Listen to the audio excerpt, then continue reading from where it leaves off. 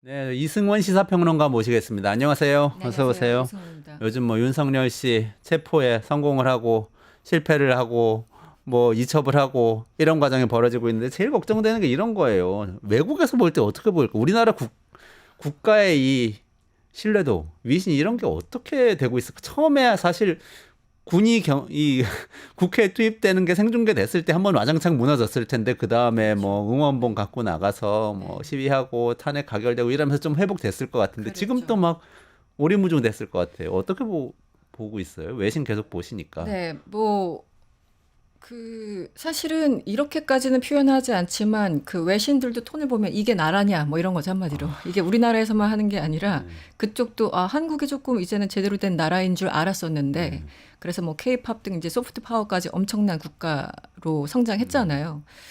그랬는데 정말 민낯이 드러났구나. 이게 나라냐 이런 논조예요. 그런데 이제 표현 방식이 조금 더 정제됐죠. 그런데 어쨌든 3일 체포 시도 당일 그 참 집행도 아니고 시도가 뭡니까? 네. 어쨌든 3일 내내 뉴욕타임즈, 뭐 AP, 뭐 BBC 등등은 아예 홈페이지에 라이브 채널을 아, 올려놨어요. 네, 네. 홈페이지 거의 메인 뭐 그 잘 보일 수 있는 곳에 그래서 하루 종일 그때 아침부터 시작됐잖아요. 공수처가 한 6시부터 이제 출발을 해서 모든 과정들이 다 외신에 담겼고 통신들도 굉장히 유심히 봤죠. 이게 사실은 주어랑 목적어만 바꿔놓고 보면 뭐 남미 마약 카르텔 무슨 조폭 집단들 소탕 작전과 비슷하잖아요. 지금 철조망까지 치고 있다고 하는데. 그러니까요. 그러니까 참 보는 사람이 정말 민망할 수밖에 없었는데 이게 우리나라 현실이 BBC나 뭐 CNN이나를 통해서 이렇게 전달되는구나 참 참담하다는 생각을 제가 요즘 한 15시간씩 뉴스를 보는데 아, 굉장히 너무 참담, 괴로우시겠어요. 너무 괴롭습니다. 제가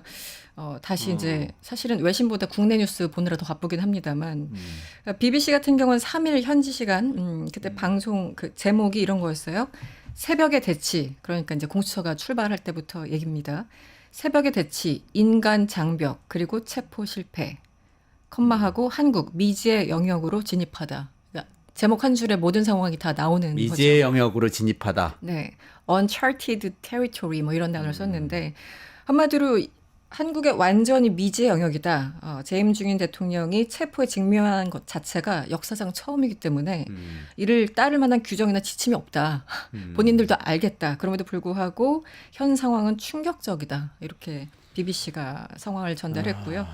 그리고 뭐 AP통신 같은 경우는 지난 이제 신년 메시지가 윤석열이 유튜브보다 갑자기 보냈잖아요. 앞에 네. 그 뭐 태극기 부대들 등등에게. 맞아요. 네. 그래서 이제 AP통신 같은 경우는 이제 신년 메시지까지 발신을 했다. 윤석열이 그 관저에서 그러면서 반국가 세력에 맞서 끝까지 싸우겠다라는 사실 전달했다면서 이것도 좀 황당하다 이런 얘기가 있었고 조금 전에 잠깐 얘기하신 것 같은데 뉴욕 타임즈 이제 특히 이제 미국 방송들은 이게 말하면서도 100% 자신 있는 게 아닌 게 네. 본인들이 트럼프를 뽑았잖아요. 맞아요. 그것도 뭐 대중투표도 이제 해리스를 앞서갈 만큼 네네. 완벽하게 두 번째 트럼프 시대를 연 건데 한마디로 그 외신들 쭉 보면은 이게 이제 트럼프의 마가를 연상시키는 것은 아닌가 연상된다라고 얘기를 하고 있고 윤석열과 그 추종자들이 마가를 따라하려는 것이 아닌가라는 생각을 하는 거예요. 그래서 비교하면서 이제 얘기하는 그런 외신들도 있습니다.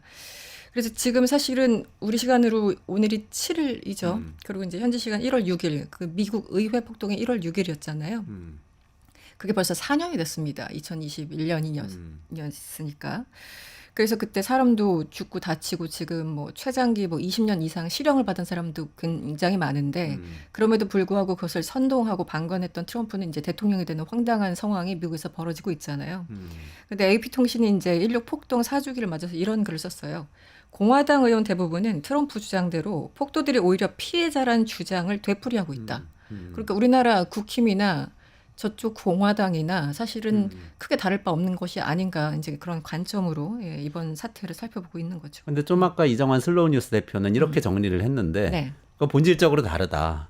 그러니까 윤석열 씨의 지금의 내란과 이 지지자들의 결집은 트럼프처럼 50%를 넘어갈 수 있는 그런 것이 아니라고 정리를 해주셨는데 왜 그러냐면 윤석열 씨는 알고리즘에 나온 거짓 뉴스를 다 믿고 체화해서 그렇죠. 그대로 따라하는 사람이고 그렇죠. 내가 써본 사람이고 그러니까 알고리즘 때문에 트럼프는 그걸 알고 그걸 교묘히 활용해서 이용하는, 교묘하게 그렇죠. 활용해서 중도층까지 막 설득해가지고 그런 거죠. 지지를 끌어낸 사람이다 이런 네. 얘기를 했어요.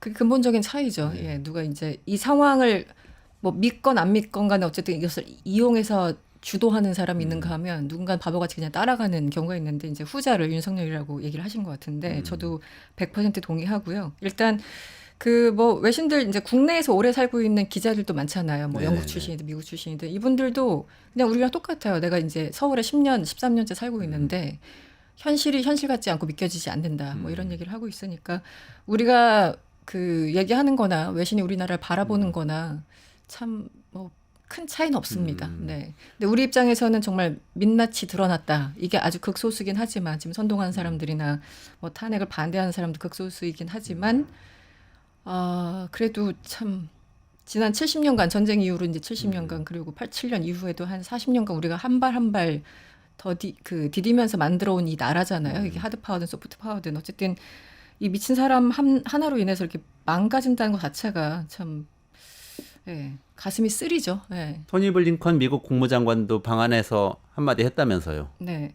토니 블링컨 장관 이제 고별 인사차 일본도 가고 이제 한국도 오고 한 건데요. 저번에 이제 국방장관 같은 경우는 우리나라 오려다가 갑자기 1월 10일 날 그 불법 취소했었죠. 계엄령 때문에 취소했었죠. 근데 어쨌든 블링컨 장관이 왔는데 이분은 좀 뭐 아주 직설적이거나 그런 스타일은 아니어서 좀 답답합니다. 그리고 굉장히 이제 바이든 정부에서 극한 직업이 국무장관이었잖아요. 왜냐면은 뭐 우크라이나부터 맞아요. 뭐 여러 가지 이스라엘 사태들이 중동 사태도 있고. 그러니까요. 네. 그래서 블링컨이 정말 역대급으로 가장 바쁜 국무장관이 아니었나 저는 이제 한 20년간 그 국무장관들의 모습을 봐왔기 때문에 그런 생각을 했었는데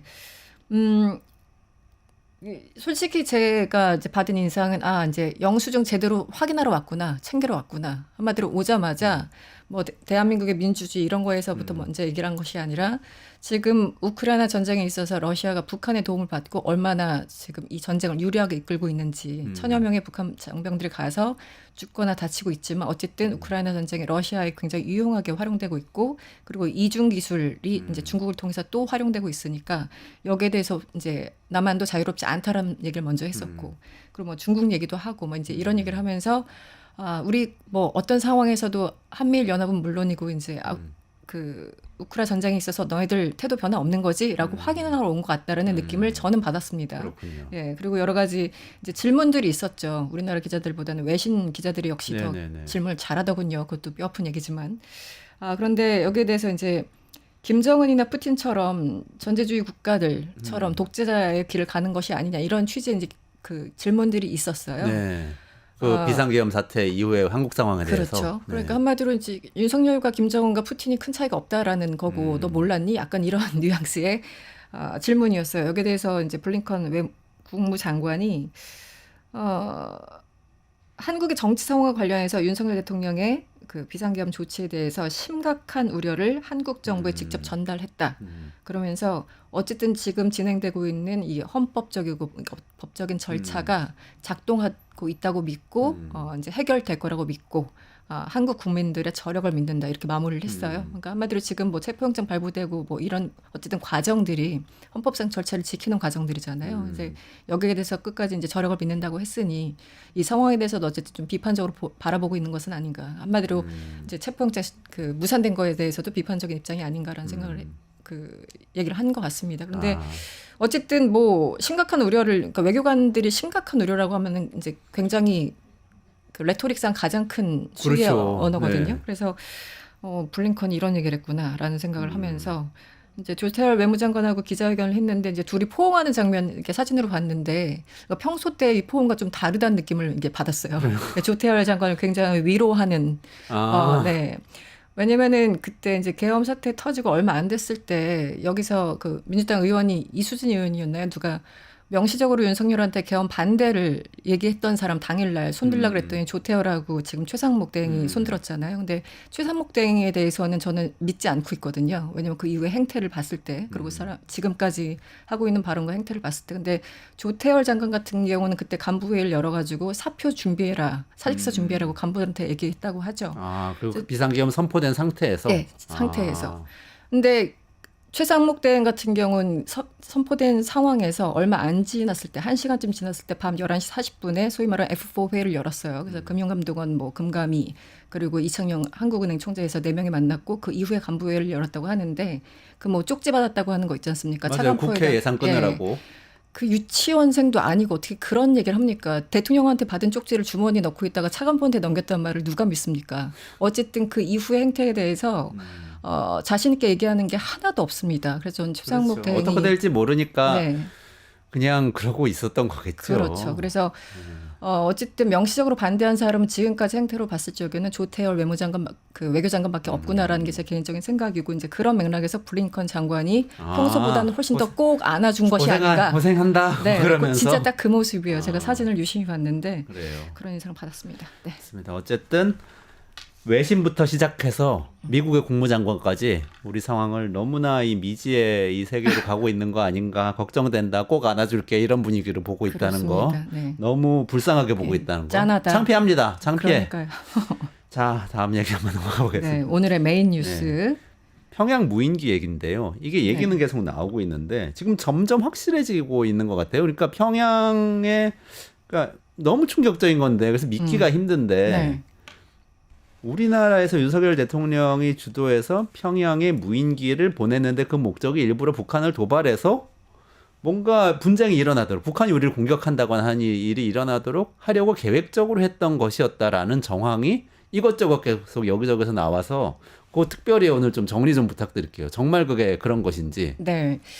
저는 예전에 이제 어쨌든 통일부와 외교부를 출입했던 기자로서 이 북한에서 나오는 논평들을 2000년대 초반부터 뭐 매일은 아니지만 그래도 꽤 열심히 살피는 사람이었거든요. 그런데 10월 중순쯤에 북한에서 논평 뭐 국방성 대변인 입장이 나오는데 정말 이상한 거예요. 2024년 10월 중순부터. 네, 그때는 비상계엄 전에 이미 보신 거죠? 이미 훨씬 본 거죠. 전이고. 네. 예. 그래서 10월 그때 중순부터 북한에 뭐 평양 무인기가 떴다고 하는데 그때가 이제 오물풍선 때문에 한참 이제 시끄러운 상황이었고 그게 몇 달째 지속되는 거라서 근데 이거 평양과 무인기는 조금 다른 단어의 조합인 거잖아요. 이게 뭐 풍선 이런 것도 아니고 그리고 우리나라 그 이제 소위 말하는 그 활동가들이 북한으로 전단 보내거나 달러 보내거나 이상한 막 음담패설 남은 쪽지 보내 이런 게 아니어서 유심히 봤는데 유심히 봤던 이유는 그때 북한의 발표가 평소와는 매우 달랐기 때문입니다. 아, 그래요? 네. 그래서 이제 저처럼 북한 문제 좀 관심 있는 사람들은 그때부터 굉장히 이상하다고 생각하고 있었는데 어떻게 달랐죠?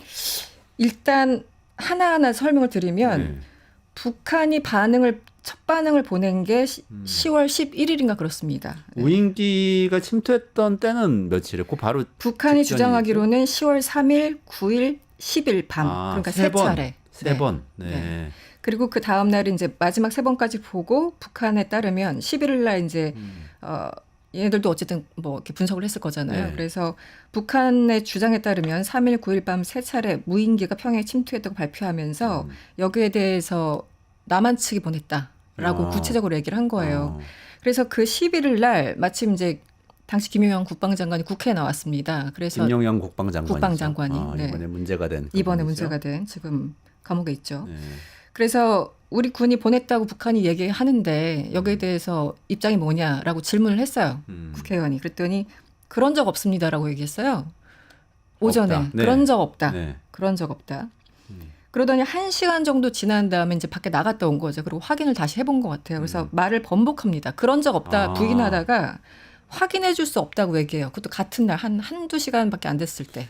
그건 했단 얘기네. 네. 그래서 그때 이미 그 장면 보고 했구나. 우리 NCND면 이왕 이제 했다라고 네. 표현을 하는 경우가 많잖아요. 그리고 한 번 그런 적 없다라고 했는데 번복한다는 것 자체가 쉽지 않은 상황이고 같은 날. 그래서 그때부터 좀 의심이 갔었는데 제가 그때 관심 있게 저 개인적으로 이런 뭐 이렇게 논쟁이 있기 전에 관심 있게 봤던 거는 이 외무성이 중대 성명을 11일 날 첫 반응을 보입니다. 북한 외무성. 북한 외무성. 대한민국이 이제는 이제 남한과 북한이 별개라고 해서 대한민국이라고 다른 나라라고 부르잖아요. 그래서 아예 단어를 대한민국이라고 불러요. 이제는.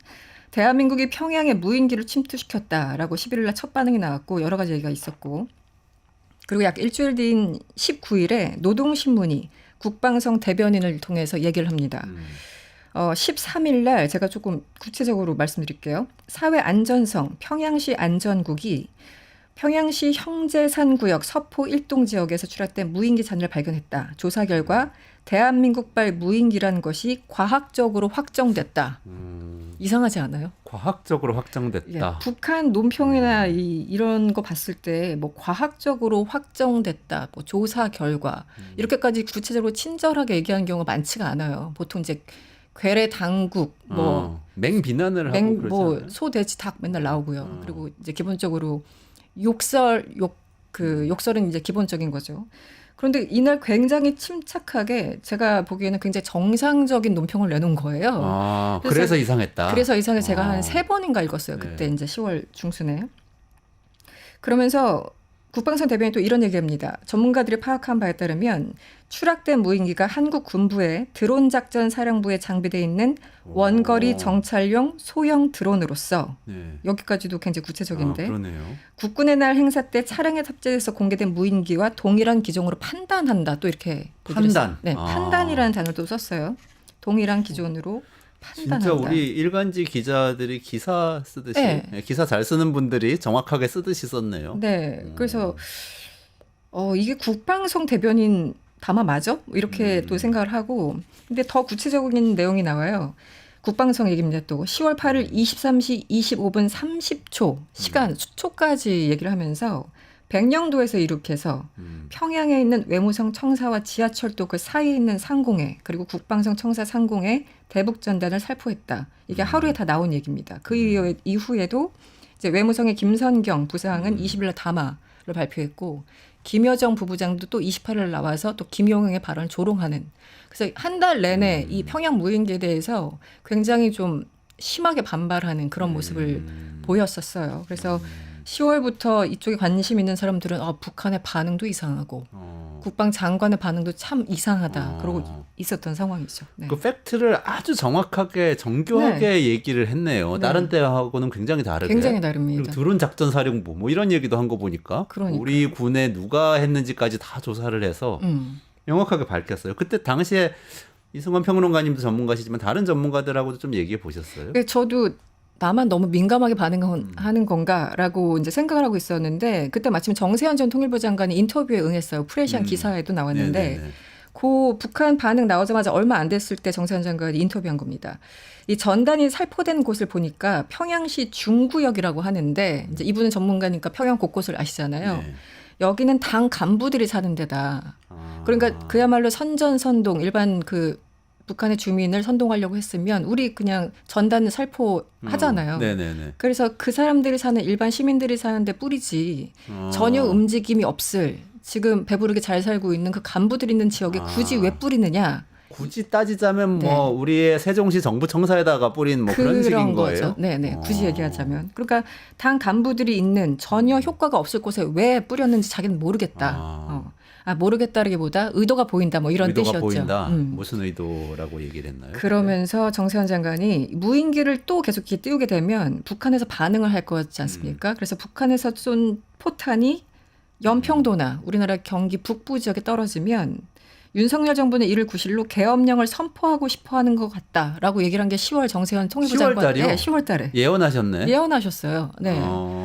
그래서 저도 이제 북한 도발을 유도하고 있다라는 의심은 굉장히 많았었고 왜냐면은 사실은 2년 전, 그러니까 재작년에 그 9.19 군사 합의, 남북 간의 군사 합의가 완전히 이제 무산이 됐고 양쪽 다 이건 더 이상 지키지 않겠다고 얘기했잖아요. 윤석열 정부에서는 굉장히 공격적으로 북한에 대해서 반응하고 특히 윤석열 직접적인 발언도 그렇고 여러 가지 군의 움직임도 그렇고 계속 왜 저렇게 나오나라고 유심히 따져보고 있었는데 그래서 계속 이런 상황에 대해서 우려를 하고 있었는데 평양에 무인기까지 떴다라는 북한의 주장을 듣고 그들의 대변인 반응을 보니까 이런 얘기를 안 할 수 없는 상황이었던 거예요. 그래서 정세현 장관은 계속 좀 우려를 하고 있었던지 이제 계엄령까지 그때 콕 집어서 단어를 얘기를 하셨는데 불과 한 2달도 안 돼서 그게 현실이 돼버린 거죠. 현실이 된 거네요. 그러면은 그게 계엄령을 반포하기 위해서 사전 작업을 한 것이라는 의심이 들게 만드는. 네, 근데 지금 돌이켜 보면 김정은이 잘 참은 거죠. 뭐 무서워서였건 뭐서. 그때 그렇게 정확하게 팩트를 밝히는 식으로 성명을 발표한 이유는 뭘까요?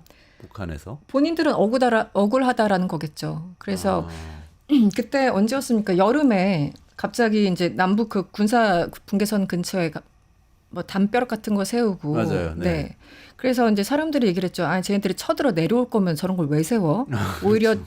무서워서 세우는 거 아니야? 이런 반응들이 있었어요.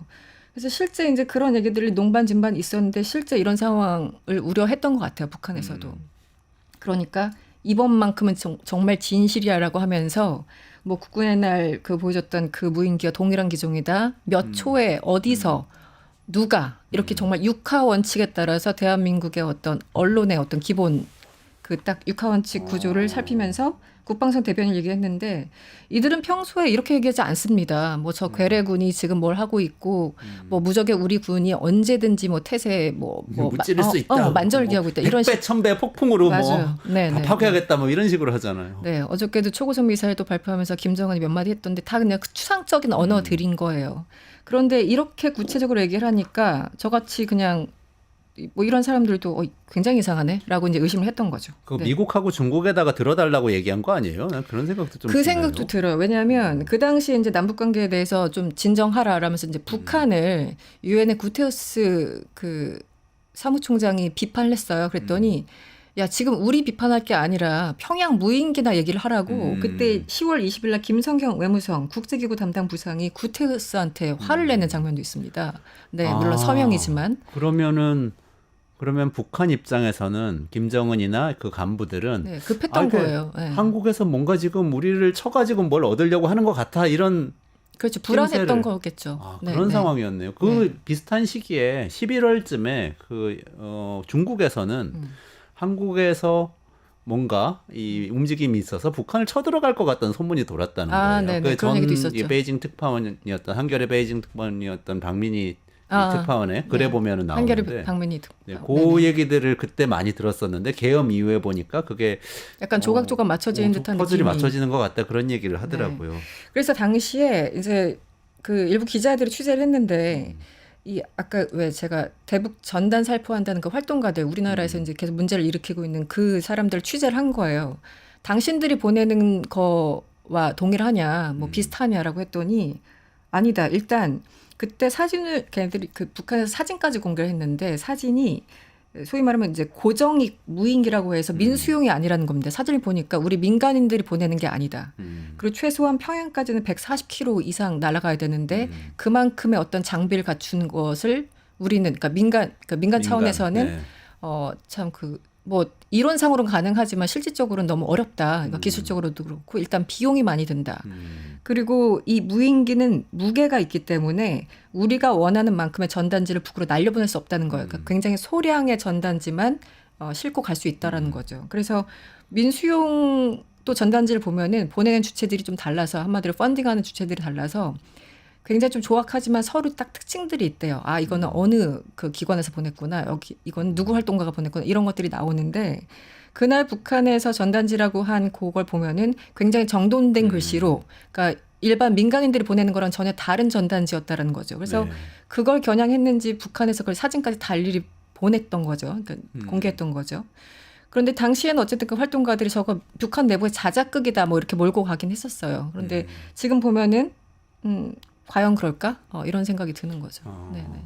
지금 그 계엄하고 내란 사태 수사 과정에서 사실은 수사하고 뭐 국회 증언 과정에서 군 관계자들도 비슷한 증언을 하고 있는 거죠. 그렇죠. 지금 제보를 받아서 12월 7일 날 JTBC 보도도 있었고 12월 10일 날 그 김병주 의원이 그 드론 작전 사령관한테 여러 차례 이제 관련해서 질문을 하는데 우리 영상 지금 볼 시간이 혹시 있을까요? 네네. 영상 보여주실 수 있나요? 네. 김병재 의원 작전 사령관이 대답하는 답변하는 거죠. 네, 김용택 보시죠. 사령관. 누구로부터 평양에 무인기 보내는 거 그때 있었잖아요. 그 인물 누구로부터 받았습니까? 그 사항은 확인해 줄 수가 없습니다. 확인해 드릴 수 없습니다. 왜 확인해 줄 수 없어요? 사실이 아닌 건 아니잖아요. 두 개 지역 연천과 김포 일대에서 띄웠다는데 어디에서 띄웠습니까? 제가 확인해 드릴 수가 없습니다. 평양에 갔던 장비 이거를 일요일 날 주말을 이용해서 컨테이너 한 대에 들어있던 걸 불을 태워서 증거를 인멸하고 있습니다. 누가 불을 태웠다고 거기 불이 났잖아요. 불이 난 건 맞습니다. 그래서 그 안에 있는 장비들을 증거 인멸한 걸로 의심이 됩니다. 누가 그렇게 말씀하시는지가 궁금합니다. 정확한 제보를 받았어요. 들어가세요. 네. 이 대화 어떻게 해석해야 제가 돼요? 그 이제 김병주 의원뿐만 아니라 한기호 무려 국힘 의원 네네네. 김용현 날아간 다음에 국방장관으로 앉히려고 그랬었잖아요. 맞아요. 네, 기억나시죠? 네, 잠깐 네. 지나간 뉴스였지만 한기호마저 여기에 대해서는 좀 짚고 넘어가야 되겠다. 같은 질문을 여러 의원들이 같이 했습니다. 했어요. 네, 근데 지금 저 드론 작전 사령관이 북한에서 성명 발표할 때 얘기했던 그 드론 작전 네. 사령부죠. 네네. 거기서 한국- 날린 거다. 딱 드론 정확하게 작전 그거. 사령부. 네. 네. 그래서 김용대 사령관한테 저렇게 여러 차례 계속 질문을 했는데 보통 이게 계엄 전 상황이라면 어떤 입장을 유지하기 위해서 확인해 줄 수 없다라는 게 NCND가 원래 이제 우리나라 그건 외교적으로도 그렇고 국방도 그렇고 기본적인 스탠스인데 이미 이런 사태까지 터지면은 얘기는 어느 정도 할 수는 있지 않습니까? 네네네. 그런데 꼿꼿하게 계속 확인할 수 없다는 얘기를 거의 무한 반복합니다. 네. 저 장면은 일부 장면이에요. 네. 근데 저는 이 장면이 더 인상 깊었던 게 제가 그날 하루 종일 국회 방송을 보고 있었는데 국회에 나와서 보통 모른다, 아니다, 확인해 줄 수 없다, 죄송하다, 기억 안 난다까지는 이해를 하는데 누가 그렇게 얘기했냐고 저렇게 따지듯이 물어보잖아요. 전 저런 태도도 처음 봅니다. 네. 아. 예, 국회의원들의 막무가내 누가 질문에 그럽니까? 예.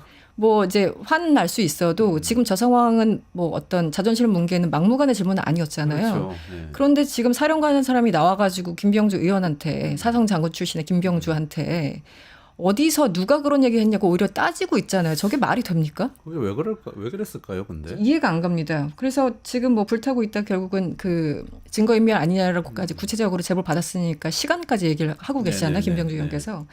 그래서 어쨌든 저때 저 그 공방들 뭐 신경전들 굉장히 인상적이었는데 특히 그 저 김용대 사령관의 네. 태도에 대해서 저는 좀 이해할 수 없다라는 생각을 일단 하게 되고요.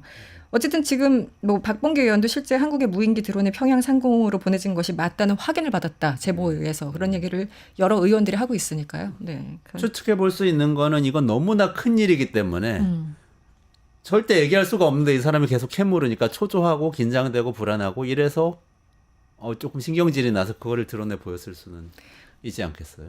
뭐 인간 세상에서 모든 게 가능하긴 합니다만, 네, 화는 났겠죠. 뭐 찔린 듯 뭐 여러 가지. 혹은 그런 거 있잖아요. 우리 왜 기자 해보셨겠지만 예전에 뭐 이렇게 취재하다가 대변인이 맨날 모른다. 그런데 그게 아닌 걸로 밝혀졌어. 그럼 대변인 다음날 전화하면 나만 몰랐다. 뭐 이렇게 얘기를 하잖아요. 지금 뭐 같은 입장일 수도 있겠죠. 네. 피해 나가기 위해서. 네네. 근데 사실은 더 심각한 거는 지금 이 내란 사태에 이 중요한 인물로 떠오르고 있는 노상원 전 정보사령관. 그 롯데리아 계엄회동 했던 분이죠. 이분 수첩에서도 이 얘기가 나온다면서요. 그렇죠. 여러분들 그 노상원 그 60페이지 작은 수첩에서 그 나왔다라는 단어 많이 듣고 충격받으셨을 텐데 북방 한계선, 그러니까 NLL에서 북의 공격 유도, 뭐 사살 이런 단어가 있잖아요. 그런데 당장 이 수첩에서 북한 도발을 유도하기 위해서 그러니까 북의 공격 유도란 메모가 나왔어요. 뭐 이게 그 뭐 가짜 뉴스도 아니고 직접 본인이 작성한 건데 이거는 본인만의 상상이었는지 아니면 김 의원과 어느 정도 얘기가 된 건지는 그건 수사를 통해서 드러나야 되겠지만 어쨌든 노상원은 그냥 점집에서 일하는 사람이 아니었습니다. 예. 정보사령관 출신이고 777 사령관 출신이에요. 여기서는 북한의 첩보나 정보를 다루는 그러니까 정보통이었던 거죠, 노상원은. 그 사람이 지금 아무리 이상해졌다고 하더라도 어쨌든 수첩에 북의 도발을 언급했다는 것 자체는 굉장히 심각하게 봐야 그렇죠. 되고 그래서 김용민 의원, 민주당의 김용민 의원이 그런 얘기를 합니다. 12월 31일이었는데 그때 그 최상목 대행이 헌법재판관 2명만 임명하는 기괴한 전략을 세웠잖아요. 그리고 나머지 특검법, 쌍특검은 거부했고. 그렇죠. 네. 그러니까 이제 김용민 의원이 그 다음 날인가 나왔을 텐데 내란 특검법은 신속하게 재의결할 것이고 그리고 안 된다면 뭐 고쳐서 또 낼 것이다. 그런데 여기에 외환죄를 추가할 것이다라고 검토할 것이다라고 얘기를 했어요. 여기서 외환죄라는 거는 외환죄 이제 여러 가지 요건들이 있는데 외환죄 중에 일반 이적죄라는 게 있습니다. 일반 이적죄는 대한민국의 군사상 이익을 침해하거나 적국의 군사상 이익을 공여하는 자는 무기 또는 3년 이상의 징역에 처한다고. 3년 이상입니다. 네. 외환죄의 일종인 건가요? 그렇죠. 일반 이적죄가 네. 적을 이롭게 하는 거. 네, 그러니까 외환죄도 이제 여러 가지 적을 이롭게 하거나 우리를 불리하게 하거나 여러 가지가 있잖아요. 근데 그 가운데 일반 이적죄에 딱 들어맞는 거다. 그래서 검토할 수 있다라는 게 일부 법률가들의 입장이거든요. 그래서 이제 김용민 의원도 어쨌든 변호사 출신이고 그래서 이 일반 이적죄에 해당할 수 있기 때문에 만약에 부결된다면 이것까지 다시 해서 외환죄까지 추가하겠다 특검법에라고 얘기를 하고 있어서 이 내용도 어떻게 진행되는지 봐야 될 것 같습니다. 저는 다른 거 뭐 군인들이 경찰들이 국회 침입한 것 자체도 너무나 믿을 수 없는 장면이지만 북한의 어떤 도발을 유도했다는 건 말 그대로 전쟁까지 가도 내 권력만 유지하면 된다는 거잖아요. 이건 말도 안 되는 상상이죠. 그렇죠. 네, 생각이죠. 네. 그래서 저는 이 문제가 더 심각하면 심각하지 덜하지 않다고 보고 이 외환자에 대해서도 검찰 수사가 굉장히 필요하다고 봅니다. 합참도 네. 협조를 해야 될 테고요. 네. 그러네요. 왜냐면은 원격 뭐죠? 그쪽에서 오물풍선 내려보낼 때 왜 거기 타격 안 하느냐고 합참을 계속 쪼았다고 하잖아요. 원점 김용현이. 타격하라고 그랬죠. 원점 타격하라고. 오물풍선 보낸 그 곳을 향해서 북한 영토를 네, 타격하라고 한 거죠.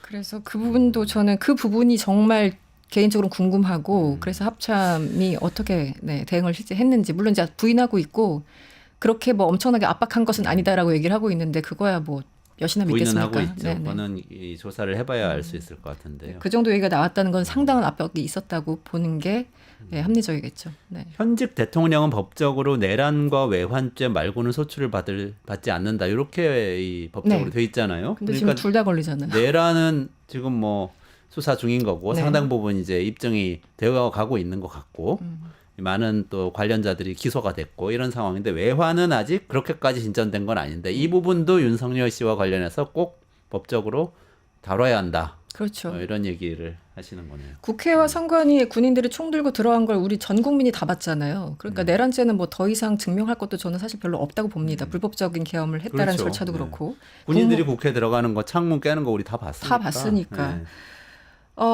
외국인들도 증언할 수 있을 거예요. 나도 봤다라고. 네, 왜냐면 그렇죠. 전 세계에 다 공개가 CNN 으로 다 됐으니까. 나갔으니까. 네. 근데 외환죄는 생각보다 많이 안 다루고 있어요. 근데 저는 외환죄가 너무 안 다뤄지는 게 좀 불안하다라는 생각을 하고 있습니다. 네. 그 내란죄는 독재자가 되기 위해서 하는 거였다면 외환죄는 사실은 역적이잖아요. 이 나라 전체를 그것 그냥 자체가 불태우겠다는 반란인 거죠. 네. 거죠. 그러니까 좀 다른 차원에서 같이 다뤄줄 필요가 있는데 오늘 말씀하신 거로는 이게 확정적인 얘기는 아닙니다만 여러 정황이 있는데 일단 북한의 김정은이 이 작년 10월에 한국의 드론이 평양에 날아왔다는 사실을 굉장히 정확하게 알리면서 이봐라 한국이 우리를 공격하려고 한다는 거를 여러 나라에 호소하려고 했다는 정황. 네, 네. 중국이나 미국에선 그걸 듣고 낌새를 차렸을 수도 사실은 있다는 그랬을 수 정황. 있죠. 네. 그리고 군 관계자들이 그런 일이 없었다고 얘기하지 않고 있다는 정황. 그 NCND의 입장은 충분히 감안할 수 있더라도 계엄 이후에 저렇게까지 반응하는 거는 오히려 좀 더 의심스럽다 이런 얘기를 하는 거고 이거는 뭐 제 개인적인 뭐 입장이나 사견이기도 합니다만 어쨌든 김병주 의원, 박범계 의원 등등이 제보를 통해서 지금 확인했다고 얘기를 하고 있으니까 일부 확인됐다고 얘기를 하고 있으니까 어쨌든 외환죄 부분에 대해서는 조금 더 수사를 해야 되지 않을까라는 생각이 듭니다. 그러네요. 이 모든 것을 기획했다고 알려지고 있는 노상원 전 정보사령관의 수첩. 수첩이 에서 출발해서 네. 이게 이 윤석열 씨가 이것까지 알고 있었던 건지 지시를 한 건지 이런 것들 좀 밝혀내야 되겠네요. 네. 아 정말 심각한 얘기 심각합니다. 오늘 전해주셨는데 깊이 있게 전해주셔서 감사합니다. 이게 막 뉴스가 조각조각 쪼개져 있으니까요. 참 파악하기가 힘든데 이렇게 정리해 주시는 거 참 필요한 것 같아요. 국제 뉴스도 마찬가지고 앞으로도 좋은 말씀 부탁드리고요. 오늘 네. 여기서 좀 마무리해야 될 것 같습니다.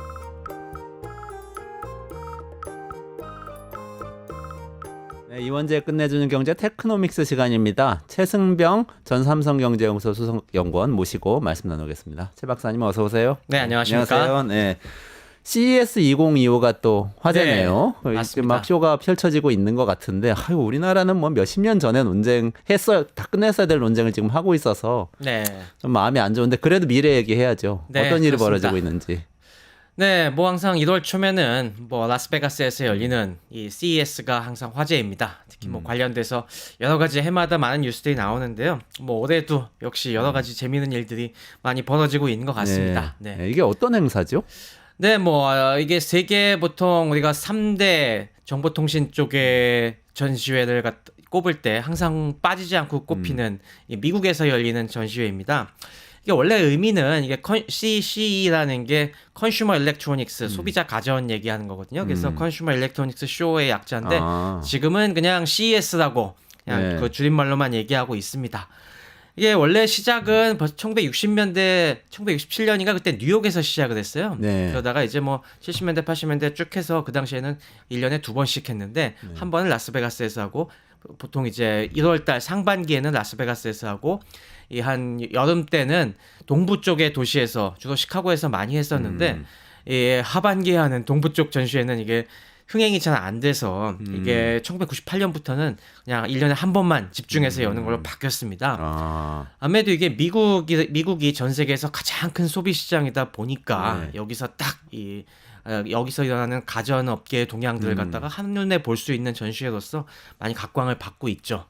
그러다 보니까 규모도 굉장히 큽니다. 뭐 이게 제일 참가자가 많았던 때가 2019년 코로나 이전인데요. 그 당시에는 참가 기업이 한 4,400개 정도의 그때 등록 방문자 수가 한 18만 명을 넘었습니다. 그래갖고 20만 명이 육박을 했네요. 네, 그때 정점이었고요. 그러다 코비드가 이 코로나19가 터지면서 이 디지털로만도 하고 좀 잠시 잠잠했다가 2022년, 2023년부터 다시 이제 이 재가동을 시작을 해서 지금 이 수준에서는 대략 한 참가 기업은 조금 더 늘었어요. 한 4,500개 정도에다가 방문객은 아직 그 수준까지 회복은 안 되는데 한 14만 명, 15만 명 그 정도 참가하는 여전히 굉장히 큰 전시회입니다.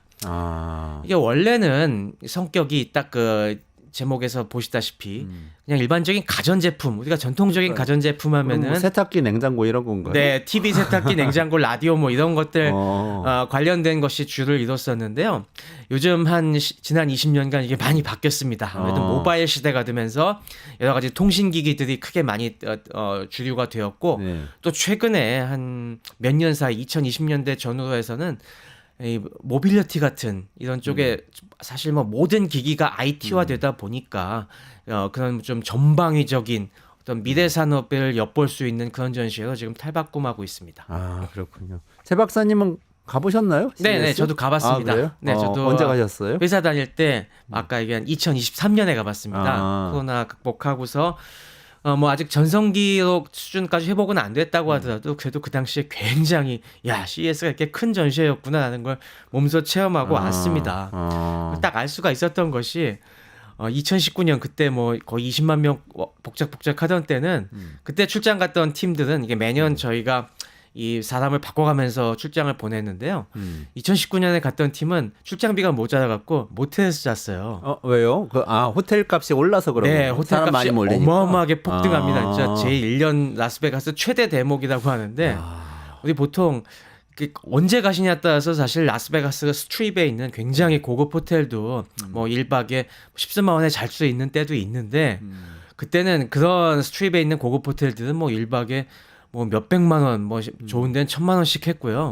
그래요? 네. 아니 근데 원래 라스베가스는 이거 하러 가는 분들이 많아서 호텔비는 상대적으로 좀 싼 편이었던 그렇습니다. 것 같은데. 그런데 바로 요 CES 할 땐 좀 달라요. 다들 뭐 그건 출장 오는 사람들이 많다 보니까 진짜 어마어마하게 폭등을 하고 해서 뭐 적게 주는 회사가 아닌데도 그렇게 밀려났어야 되는데 근데 저희 때는 조금 낫어요. 그래서 저도 스트립 끄트머리에 있는 호텔에서 잤던 기억이 납니다. 사실 뭐 라스베가스에서 굉장히 많은 컨벤션이 열리고 학회도 많이 열리잖아요. 그래서 가보신 분들 많을 텐데 저도 그런 때도 가봤지만은 CES는 확실히 그 규모가 이거 다르구나. 라스베가스 이 주로 행사가 열리는 데가 스트립이랑 저 북쪽의 다운타운 사이에 라스베가스 컨벤션 센터라는 어마어마하게 큰 데가 있지 않습니까? 네네.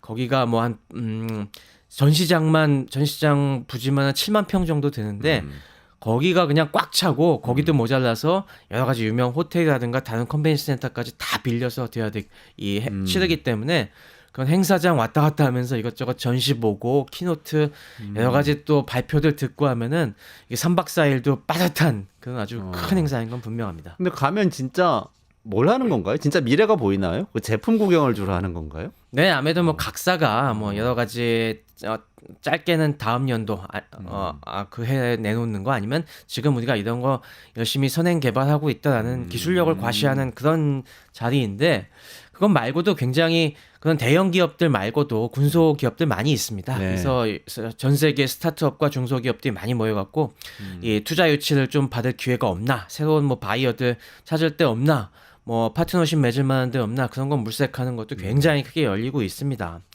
그런데 저도 뭐 가봐서 느꼈지만은 미래를 볼 수 있는 전시회라는 선전을 되게 많이 합니다만은 그렇게 보기 쉬운 데는 아니에요 사실. 너무 크다 보니까 그냥 보다 보면은 이거 뭐 재밌는 것 같기도 하고 좀 또 지나다 보면은 다 그게 그거 같기도 해갖고 금방 질리기도 되게 쉽습니다. 그냥 이게 확실히 평소부터 IT 트렌드에 관심을 갖고 이 기업들 하나하나에 좀 눈여겨보면서 예전엔 저랬는데 지금 저 기업이 이렇게 새로운 움직임을 하고 있구나 이런 게 눈에 딱딱딱 들어오는 어느 정도 훈련된 사람은 굉장히 좋은 기회입니다만은 그런 거 잘 모르고 그냥 갔다가는 시장 바닥에서 잃어버리고 막 헤매는 그런 느낌이 날 것 같습니다.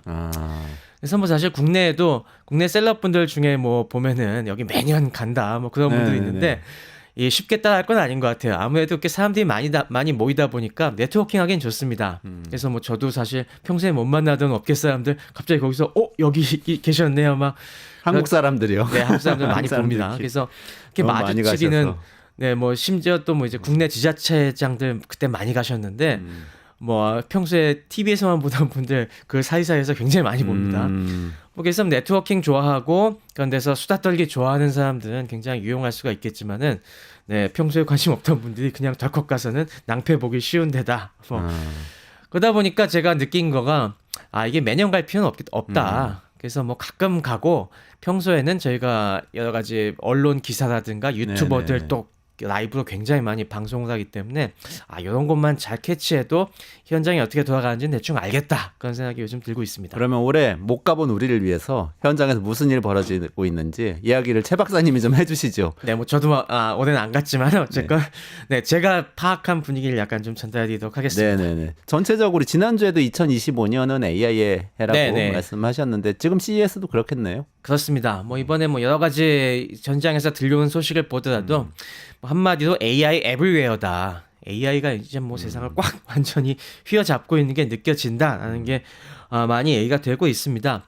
당장 뭐 2년 전 2023년만 해도 그 당시엔 챗 GPT가 나온 지 얼마 안 돼 갖고 몇 달 안 돼 갖고 그 당시에도 AI 얘기를 많이 하긴 했는데 그때는 AI가 약간 조금 붕 뜬 느낌이었어요. 뭔가 다들 AI 한다고 나오는데 얘기 들어보면은 진짜 하는 거 맞아? 이게 뭐 AI라고 붙일 수 있는 거야? 라는 게 되게 많았는데 1, 2년 사이에 되게 분위기가 많이 바뀌었습니다. 이제 AI가 진짜 와우를 만들어낼 수 있는 그런 수준까지 발전되면서 그리고 좀 더 제품들이 진짜 이건 AI스럽다라는 부분들에 많이 단장이 돼서 그만큼 이 뭔가 우리의 시선도 높아졌고 업계들의 제품 수준도 올라갔다는 걸 확실히 느낄 수가 있고요. 그러니까 전체 테마는 AI였다. 네. 근데 그 언론에는 키노트 스피치한 엔비디아 젠슨왕 그렇습니다. 이야기가 많이 나왔어요. 그렇죠. 네. 항상 이런 행사가 키노트 스피커를 누굴 모시느냐가 항상 흥행에 크게 영향을 미치는데 이번에는 역시 업계의 슈퍼스타인 젠슨 왕을 딱 초청함으로써 확실히 이목을 끌었죠. 이게 뭐 재작년에는 AMD의 리사수가 나왔었고 뭐 작년에는 뭐 우리 HD 현대 정기선 부회장도 이제 나와가서 화제가 되곤 했는데 이번에는 이제 급이 달랐습니다. 젠슨왕은 많이 봤을 것 같아요. 네, 많은 분들이 조회수도 관심 엄청나게 나왔습니다. 뭐 아, 예, 젠슨왕 키노트 같은 경우는 뭐 엔비디아 공식 홈페이지만 몇백만 명이 봤고요. 네. 확실히 그것도 약간 체감을 느끼는 게 다른 기업들, 이를테면 인텔 같은 데서도 조그맣게 키노트 했었는데 네. 그런 데는 조회수가 만도 안 나오는 데가 많거든요. 근데 이거는 확실히 전 세계에서 뭐 그런 공식 풀 버전도 많이 보고 요약본도 많이 보고 진짜 이목이 집중됐는데 또 키노트 되게 길었습니다. 또 듣는 내내 사람들이 그냥 눈을 떼지 못하고 무슨 신제품과 무슨 미래를 보여주나라고 했었는데 뭐 기대해도 대충은 부합했던 것 같습니다. 일단 뭐 첫 번째로 얘기가 나왔던 것이 아무래도 새로운 그래픽 카드 아무래도 블랙엘러 올라가면서 RTX 이제 50 시리즈로 올라갔는데요. 이것도 뭐 이번에 50 시리즈 쭉 라인업 설명하면서 지금 40 시리즈의 뭐 아무래도 핫 프로덕트 중에 하나가 4090인데 이거랑 성능은 같은 5070이 지금 뭐 가격이 단돈 $549에 내놓겠다라고 하니까 기존에 3분의 1밖에 안 되거든요. 그래서 와 막 그것도 사람들이 환호를 했었고 거기서 사건이 벌어졌죠. 네. 그래서 쭉 얘기하다가 이 그래픽 카드에는 마이크론의 메모리가 들어간다. 그래 5세대 RTX, 네. RTX 5의 마이크론 테크놀로지 미국 기업이잖아요. 네, 마이크론의 그 메모리 아무래도 그래픽 메모리가 굉장히 중요한데 그래픽 메모리의 벤더로 딱 이 마이크론만 얘기했어요. 그러고 휙 지나갔는데 GDDR에 들어가는 네네. 메모리 그렇게 되는 그죠, 뭐 건가요? 그게 GDDR GDDR 이번에 거죠? GDDR7이 들어가는데 네네네. 지금 뭐 주력 제품은 GDDR6인데 이번에 7으로 마이크론이 들어간다고 딱 근데- 사실 그 그 분위기는 그냥 휙 지나가는 분위기였는데 지나갔어요. 근데 메모리 1위는 삼성전자 아니었어요? 맞습니다. 근데 사람들이 왜 삼성이나 하이닉스는 얘기 안 하지? 라고 하면서 이게 또 우리나라에 큰 파문을 일으켰죠. 그때가 딱 우리나라 시간은 아침인데 그 소식이 쫙 나면서 그 전날 많이 올랐던 삼성과 하이닉스가 쭉 가격이 주가가 빠지는 그런 충격까지 있었죠. 근데 뭐 지금 한 이틀 지나니까 해명은 했습니다. 네. 이게 그냥 내가 그때 잘 모르고 얘기한 거고 우리 삼성의 GDDR7도 들어간다. 당연히 마이크론만 쓰는 건 아니다. 해명은 했습니다만 그 사이에 이게 우리나라 기업들 이렇게 막 뒤흔드는 걸 보고서 네. 야 진짜 엔비디아가 이 업계 파워가 장난이 아니구나라는 걸 다시 한번 확인할 수가 있었고요.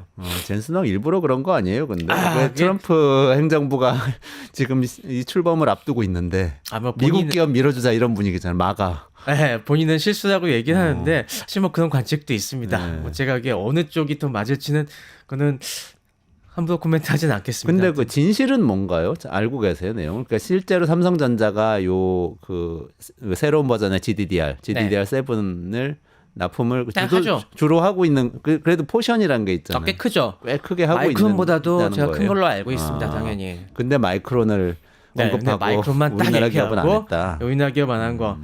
근데 그거는 말씀하신 것처럼 요즘 테크 업계들이 트럼프 행정부 맞춰서 다들 트럼프 요 분위기에 맞추려고 엄청 노력하고 있거든요.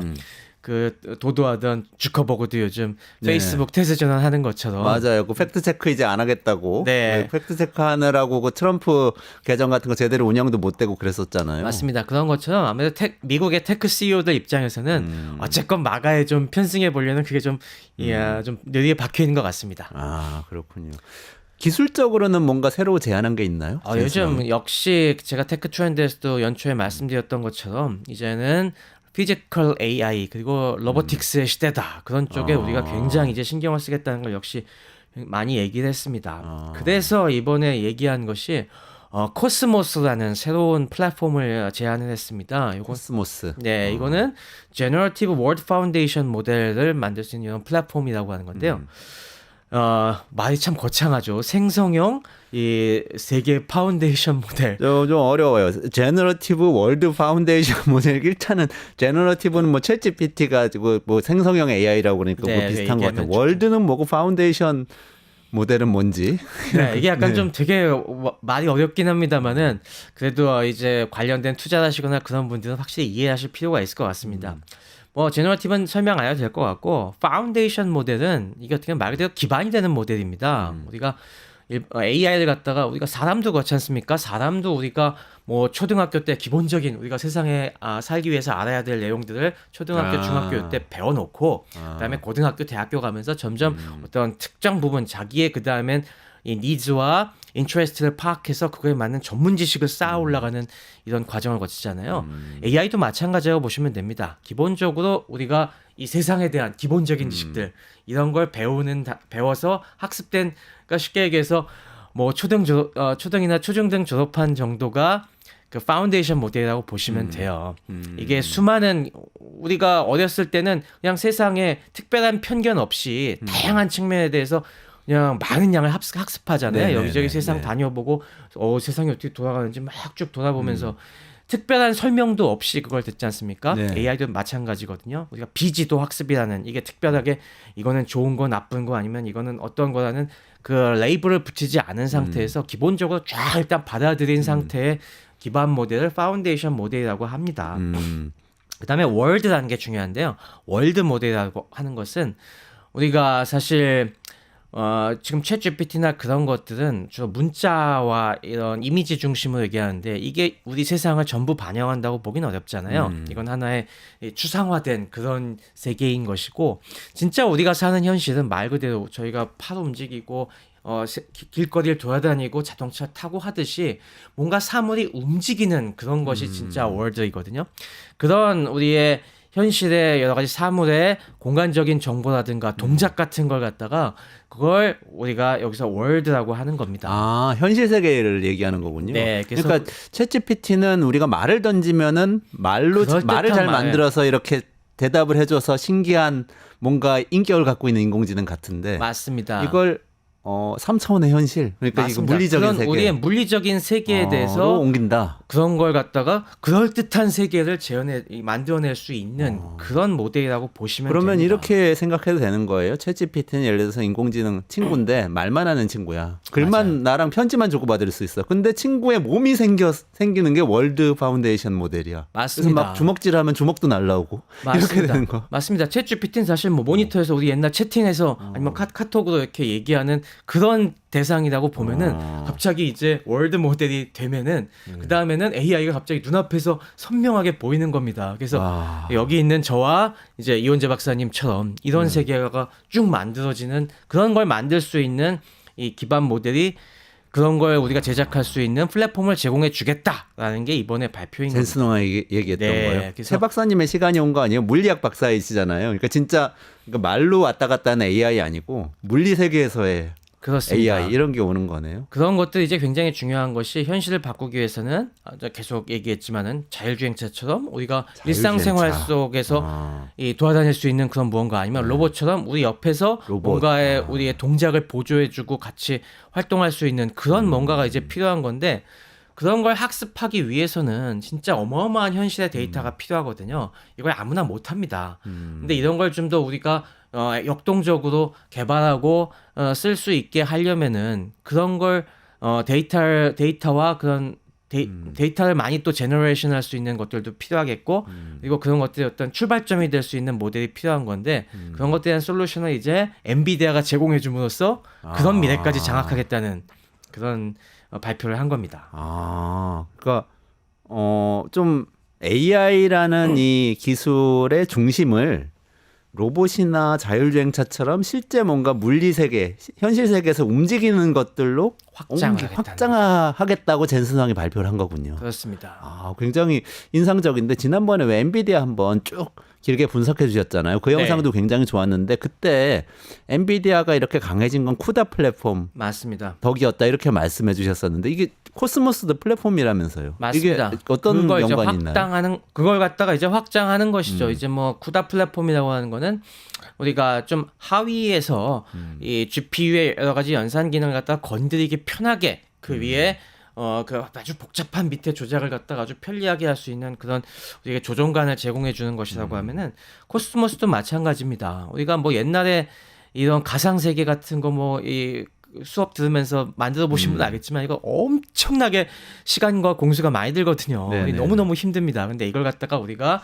그냥 모니터 앞에 앉아갖고 몇 가지 간단한 조작만으로 우리의 가상 현실을 쉽게 이런 실제 현실을 빼다 박은 그런 모델을 쉽게 만들 수 있는 그런 공간을 우리가 제공해 주겠다는 겁니다. 이게 뭐 기존에 옴니버스 발표한 거 뭐 플러스 이제 거기다 더해서 이 코스모스까지 확장함으로써 진짜 미래의 AI는 우리 엔비디아와 함께라는 그걸 점점 강하게 얘기하고 있는 것이죠. 이제 컴퓨터 안에서 이렇게 디지털로 오가는 프로그래밍하는 쿠다 플랫폼을 넘어서서 물리 세계의 프로그램도 가능한 로봇도 만들고 자율주행차도 만들 수 있는 플랫폼을 그렇죠. 그런 해주겠다. 플랫폼을 이제 층층이 쌓아가면서 사람들을 다 엔비디아의 틀 세계로 안에 묶어 넣으려는 그런 얘기죠. 신기하네요. 저 이것도 좀 충격적이었는데 이거 진짜 맞아요? 개인용 AI 슈퍼컴퓨터 나온다. 그렇습니다. 우리 같은 개인이 슈퍼컴퓨터 기상청에 쓰는 그런 거 쓸 수 있게 된다는 거예요? 네, 이번 키노트에서 마지막에 후반 끝부분에 이제 나왔던 게 그거였죠. 요만한 그 컴퓨터를 딱 들고 나오면서 딱 보면은 우리 큰 데스크탑 대신에 미니 PC라고 있잖아요. 그래서 뭐 조그만 거 엔비디아에서 미니 PC 이번엔 뭐 들고 나왔지라고 했는데 그걸 갖다가 이 개인용 AI 슈퍼컴퓨터라고 딱 얘기하니까 그것도 깜짝 놀랐습니다. 충격적이죠. 가격도 네. 한 $3,000밖에 안 한다고. $3,000면 맞습니다. 이게 블랙엘 400만 원 정도? 예. 450만 원 정도 하죠. 이제 환율이 올라서. 그러네요. 이게 블랙엘 GPU 아키텍처가 딱 들어간 GP10이라는 그런 새로운 칩을 갖다가 쓴다고 이제 얘기를 했고요.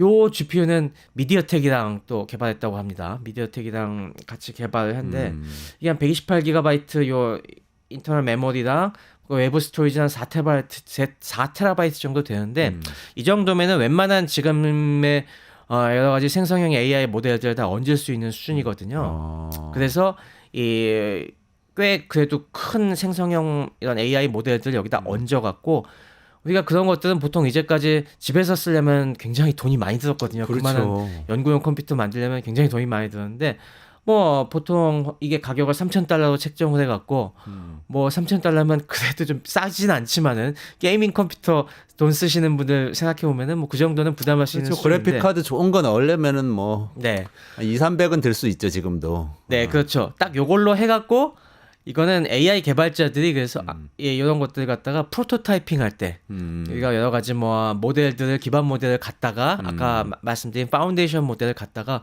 항상 이제 자기 입맛에 맞게 파인 튜닝하고 싶은 그런 그죠. 욕구가 있지 네, 않습니까? 네, 네, 내 네. 입맛에 맞게. 그래서 그렇게 막 요 컴퓨터 위에서 파인 튜닝을 막 해갖고 테스트까지 다 완료가 되면은 아 이제 됐어. 이걸 갖고 서비스해야지. 그러면 그때 다시 클라우드에 올릴 수 있게 하는 요런 이 업무 파이프라인 개념으로 이번에 내놓은 겁니다. 그래서 이름이 디지츠라고 얘기를 디지츠. 했죠. 네, 아. 디지츠라는 이름으로 이걸 만든 건데요.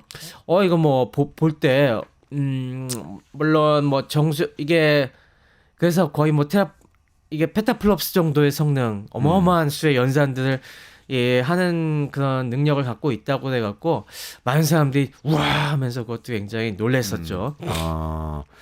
근데 저는 딱 보고 뭐 연구용 PC 한번 만들어 볼까 이런 생각도 조금 들던데 최 박사님은 그런 생각 안 드셨어요? 저도 볼 때는 굉장히 순간 마음이 동했는데 나중에 쫙 다른 사람들이랑 의견을 교환해 보고서 조금은 더 기다려 보겠다 그런 생각을 했습니다. 사실 요즘 뭐 이 박사님도 그렇지만은 AI 에이전트들 여러 가지 형태로 챗GPT나 그런 것들 학습을 시켜갖고 새로 만드는 사람들 되게 많지 않습니까? 네. 당연히 그런 분들에게는 이게 좋은 출발점이 되지 않을까 그런 생각이 들고 그래서 아마 5월 상반기에 나오면은 분명히 그런 분들에서 오픈런 될 것 같습니다. 그래서 아마 이게 오픈런 돼갖고 현실적으로 구하기도 당장 힘들 거라는 생각이 들고요. 그리고 개인적으로는 요즘 아까 말씀드린 대로 여러 AI 서비스들에서 그거 커스터마이즈하는 것만으로도 굉장히 재밌기 때문에 시간이 그것만으로 많이 들기 때문에 아직까지 제가 시간이 아직은 많이 들 것 같아요. 네, 건드리기는 약간 좀 버겁다는 생각이 들고요. 아무래도 얼리 어답터들 주변은 지인들이 먼저 써서 진짜 좋으면은 제가 그때 살려고 하고 있습니다. 아니 저는 읽고 싶은 논문이나 읽고 싶은 책을 쫙 리스트업을 한 다음에 몇천 개 리스트업 한 다음에 기본 파운데이션 모델 받아가지고 이 컴퓨터에다가 넣고 그 책과 논문들만 다 학습시킨 다음에 나는 질문만 하고 답을 얻어서 이렇게 브레인스토밍하는 그런 교수님, 저의 지도 교수님 되는 거죠. 그런 사람, 그런 에이전트 하나 만들면 좋겠다 그런 생각 들더라고요. 네, 저나 이 박사님 같은 경우는 다 그런 생각이 항상 있죠. 근데 이게 요 상태로만 그렇게 가공하기에는 약간 좀 아직은 편리하지 않을 것 같아요. 근데 좀 있으면은 이런 걸 이용을 해서 그런 것도 쉽게 해줄 수 있는 파인 튜닝을 쉽게 할 수 있는 또 툴들이 나올 겁니다. 저는 그때를 기다리겠습니다. 그렇군요. 네. 그 젠슨왕 발언 중에서 저 요거 하나 또 확인하고 싶은데 지난번에 한번 HBM 말씀해 주실 때 네. 삼성전자하고 하이닉스가 HBM 기술 가지고 지금 계속 경쟁하듯이 하다 하이닉스가 훅 앞서가는 거 말씀하셨었잖아요. 네. 이번에 젠슨왕도 삼성전자 HBM 납품 관련해서 발언을 했었죠. 어떻게 보셨어요? 네, 뭐 사실 작년부터 계속 계속 테스트 중이다라고 하는데 이번에도 역시 한번 삼성을 난처하게 만들었죠. 여전히 테스트 중이고 뭐 잘 될 거야. 그건 쉽게 얘기하면 뭐 우리가 써주고는 싶은데 아직은 좀 못 미치는 게 있다. 뭐 다시 좀 더 잘 해와봐. 이런 식으로 요즘 계속 괴롭히는 모양입니다. 그러면 배드 뉴스인 거죠? 언론 기사가 막 양쪽으로 나왔더라고요. 잘 될 거야를 쓴 데도 있고 설계 새로 해야 받아준다 이렇게 쓴 데도 있고. 사실 뭐 진실은 곧 중간 정도이긴 합니다만은 아주 나쁜 것도 아니고 아주 좋은 것도 아니고. 근데 그런 게 있습니다. 아무래도 지금 엔비디아가 이번에도 최태원 회장이랑은 만났지 않습니까? 맞아요. 젠슨왕하고 최태원 회장 만나서 또 네. SK는 주가가 막 이게 오르고. 이게 선발자 효과인데 하이닉스에서 사실 엔비디아도 설계할 때 하이닉스가 만들 수 있는 지금 하이닉스가 만들어 오고 있는 그거에 맞춰서 또 자기가 설계를 해요. 근데 이게 어프로치가 약간 다르거든요. 삼성과 하이닉스가. 그래서 엔비디아 입장에서도 처음에 하이닉스 기술에 그거에 딱 맞게 설계를 한 입장에서 삼성 걸 또 받아다가 얹으려고 보면은 삼성께 이게 나쁘다는 게 아니라 이게 맞추기가 쉽지가 않거든요. 그냥 그대로는. 그러다 보니 야 그래도 너네가 양보해야지. 너네가 우리 쪽에 좀 맞춰와라. 옛날 같았으면 참 삼성이 그러면은 안 하고 만다 막 이런 식으로 버팅겼을 텐데 시대가 바뀌어갖고 이제 그러지도 못하는 게 조금 저도 삼성 출신으로서 좀 애처롭긴 합니다. 아, 그러니까 뭐 이게 그런 네. 어려움이 또 있네요. 네, 삼성이 기술적으로 이게 안 된다는 게 아니다. 그 정도 비관할 게 아니라 이게 굉장히 민감하거든요. 이런 게 칩 하나 박는 게 워낙 이게 거대한 이 칩에다가 이것저것 박아놓는 그런 형태이기 때문에 이게 조금만 달라도 조금만 사소하게 안 맞는 부분만 있어도 이게 상당히 오작동할 위험이 커지거든요. 그런 면에서 이게 결국에 갑을 관계가 역전이 됐다라는 그 정도로 이해하시면 될 것 같습니다. 아, 갑을 관계가 역전됐다는 게 그러니까 지금은 다 엔비디아에서 요구하는 대로 맞춰야 되는 거죠. 엔비디아가 갑이 됐다. 네, 이게 예전 같았으면은 뭐 그 당연히 삼성이 갑이해갖고 우리 메모리 너네가 맞춰 설계해야지라는 식으로 버틸 수가 있었는데 했는데. 지금은 하이닉스랑 강력한 경쟁자가 있고 그쪽이 우선이다 보니까 야 우리 엔비디아랑 하이닉스 맞춘 대로 너네도 따라와야지라는 식으로 이게 역전이 됐다는 거죠. 아, 그렇군요.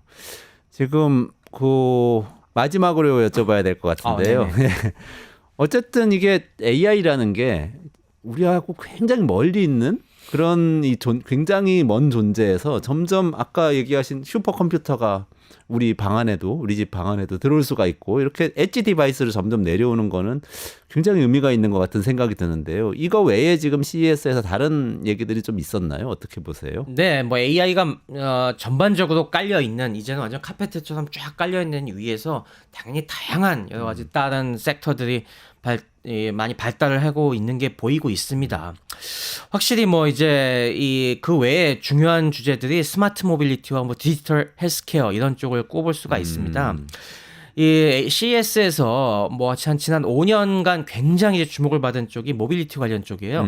저도 2023년에 갔을 때 오히려 일반적인 가전제품보다 모빌리티 쪽 전시관이 훨씬 더 재밌었습니다. 네네네.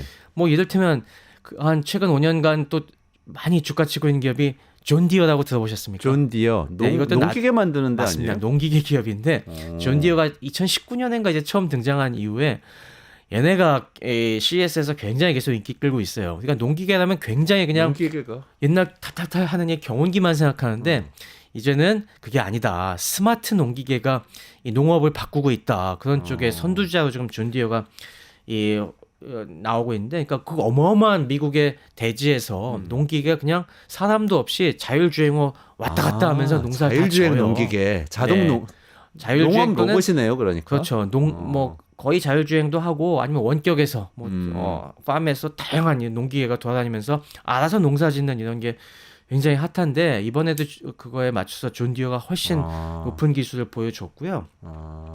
우리나라에서도 대동이라고 농기계 만드는 회사가 있어요. 맞습니다. AI 연구소 만들었다고 제가 뉴스 들은 맞습니다. 적이 그게 다 있어요. 존 디어의 영향입니다. 우리도 이제 그러니까 미래의 농업이라고 하는 것들 우리가 안 바뀔 것 같은 농업도 이미 이런 쪽이 농업이 훨씬 그런 면에서 좋거든요. 이 농사 짓는 벌판에 사람도 없고 하니까 그냥 사고 날 걱정 없이 할 수가 있는 이런 데서 이미 이 산업의 기반이 바뀌고 있다라는 것들을 우리가 볼 수가 있고, 그 다음에 또 의미 있는 것들이 이제 모빌리티가 훨씬 발전을 해갖고 우리가 왜 플라잉카 이런 얘기들 많이 SF소에서 많이 네네네. 하잖아요. 자동차 타고 갔다가 이제 갑자기 이게 비행기로 변신해서 하는 네. 그런 걸 요즘 내놓은 이 업체도 있습니다. 이 전기차 업체 중에서 중국의 전기차 업체 중에서 요즘 뜨고 있는 데 중에 샤오펑 자동차가 있는데요. 샤오펑. 네, 우리나라에도 진출하려고 지금 준비하고 있는데 얘네 자회사 중에 하나가 샤오펑 에어로 HT 하는 회사가 있는데 여기서 2인용 이 도시형 드론을 갖다가 또 선보였습니다. 근데 사실 컨셉트는 그전에도 되게 많은 회사들이 내놨는데 얘는 실물을 갖고 왔어요. 아, 그래요? 네, 그래서 직접 타보게 날렸나요? 그 전시장 아니니까 날리진 못하는데 이 날개까지는 돌아가게 하고 뭐 조종관 보여주게 해갖고 멀리서 보는 저도 굉장히 이거 장난이 아닌데라고 하는 그런 생각이 들었는데요. 이게 내년에 양산을 하겠다고 그런 얘기까지 하고 있습니다. 물론 중국에서 먼저 내놓겠죠. 근데 네. 가격도 놀라웠어요. 가격이 얼마나 하죠? 5억 원이 안 됐습니다. 아, 그래요. 그 정도면은 엄청 싼 거죠, 지금. 네, 그렇죠. 나오는 그런 거 다른 보통 제품들하고 얘기할 때는 뭐 비교하면. 수십억 얘기했었는데 그렇죠. 2인용 그것도 진짜 드론이랑 비슷해요. 확대된 드론, 도시형 모빌리티를 내년에 출시하겠다.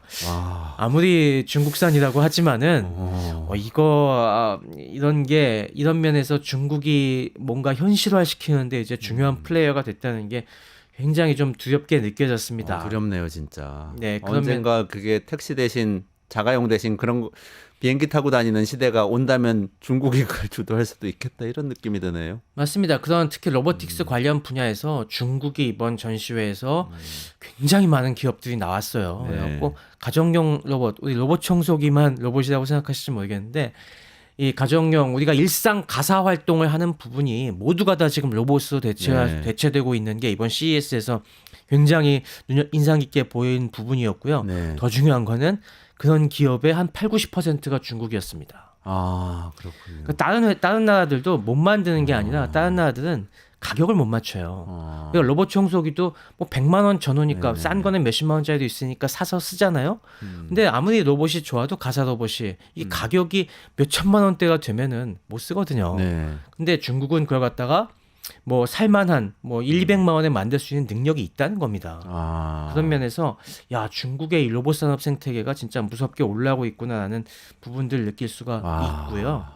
뭐 그밖에 뭐 디지털 헬스케어가 진짜 전 생애 주기에 걸쳐서 뭐 집에 딱 태어나서 우리 유아용 요람부터 이런 것도 스마트 센서들이 많이 장착이 돼갖고 다양하게 이 칭얼거리는 거 다 뭐 자는 거 분석해갖고 애 건강 체크해서 밥 먹을 때 알려주고 이런 것부터 해서 노인들 걸어다니기 불편하신데 이런 보조 로봇 같은 거 딱 착용하고 등산도 척척할 수 있게 해주는 그런 것까지 이런 뭐 헬스케어 라인업은 계속 뜨거운 감자였지만은 거기에 이제 AI가 같이 얹혀지면서 또 좀 발전된 로보틱스 기술이 합쳐지면서 이제 진짜 좀 더 쓸만한 것들로 나아가고 있구나 이런 진보를 느낄 수 있는 그런 전시회가 아니었나 싶습니다. 우리 기업들도 많이 갔다고는 하지만 또 중국 기업들이 그렇게 로보틱스에서 약진한다고 하니까 굉장히 경계심이 들기도 하고 좀 열심히 더 해야겠다 이런 생각도 들기도 하네요. 오늘은 여기까지 하고 마무리를 해야 될 것 같아요. 새 박사님 다음에 또 좋은 소식 전해주시죠.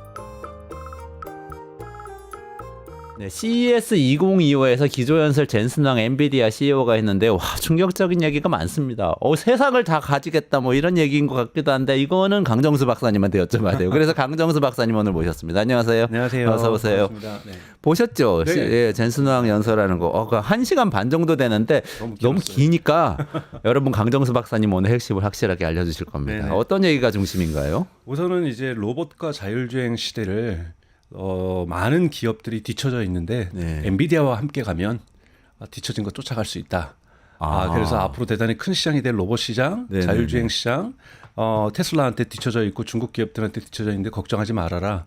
나의 엔비디아의 품 안에 들어오면 다 같이 쫓아갈 수 있다. 아. 그러면서 이제 가장 핵심적인 무기로는 이제 두 가지를 얘기를 한 겁니다. 하나는 월드 모델로서의 코스모스. 월드 모델. 네, 그건 좀 이따 코스모스. 설명을 드리겠습니다. 네. 그리고 그것을 할 수 있는 칩들.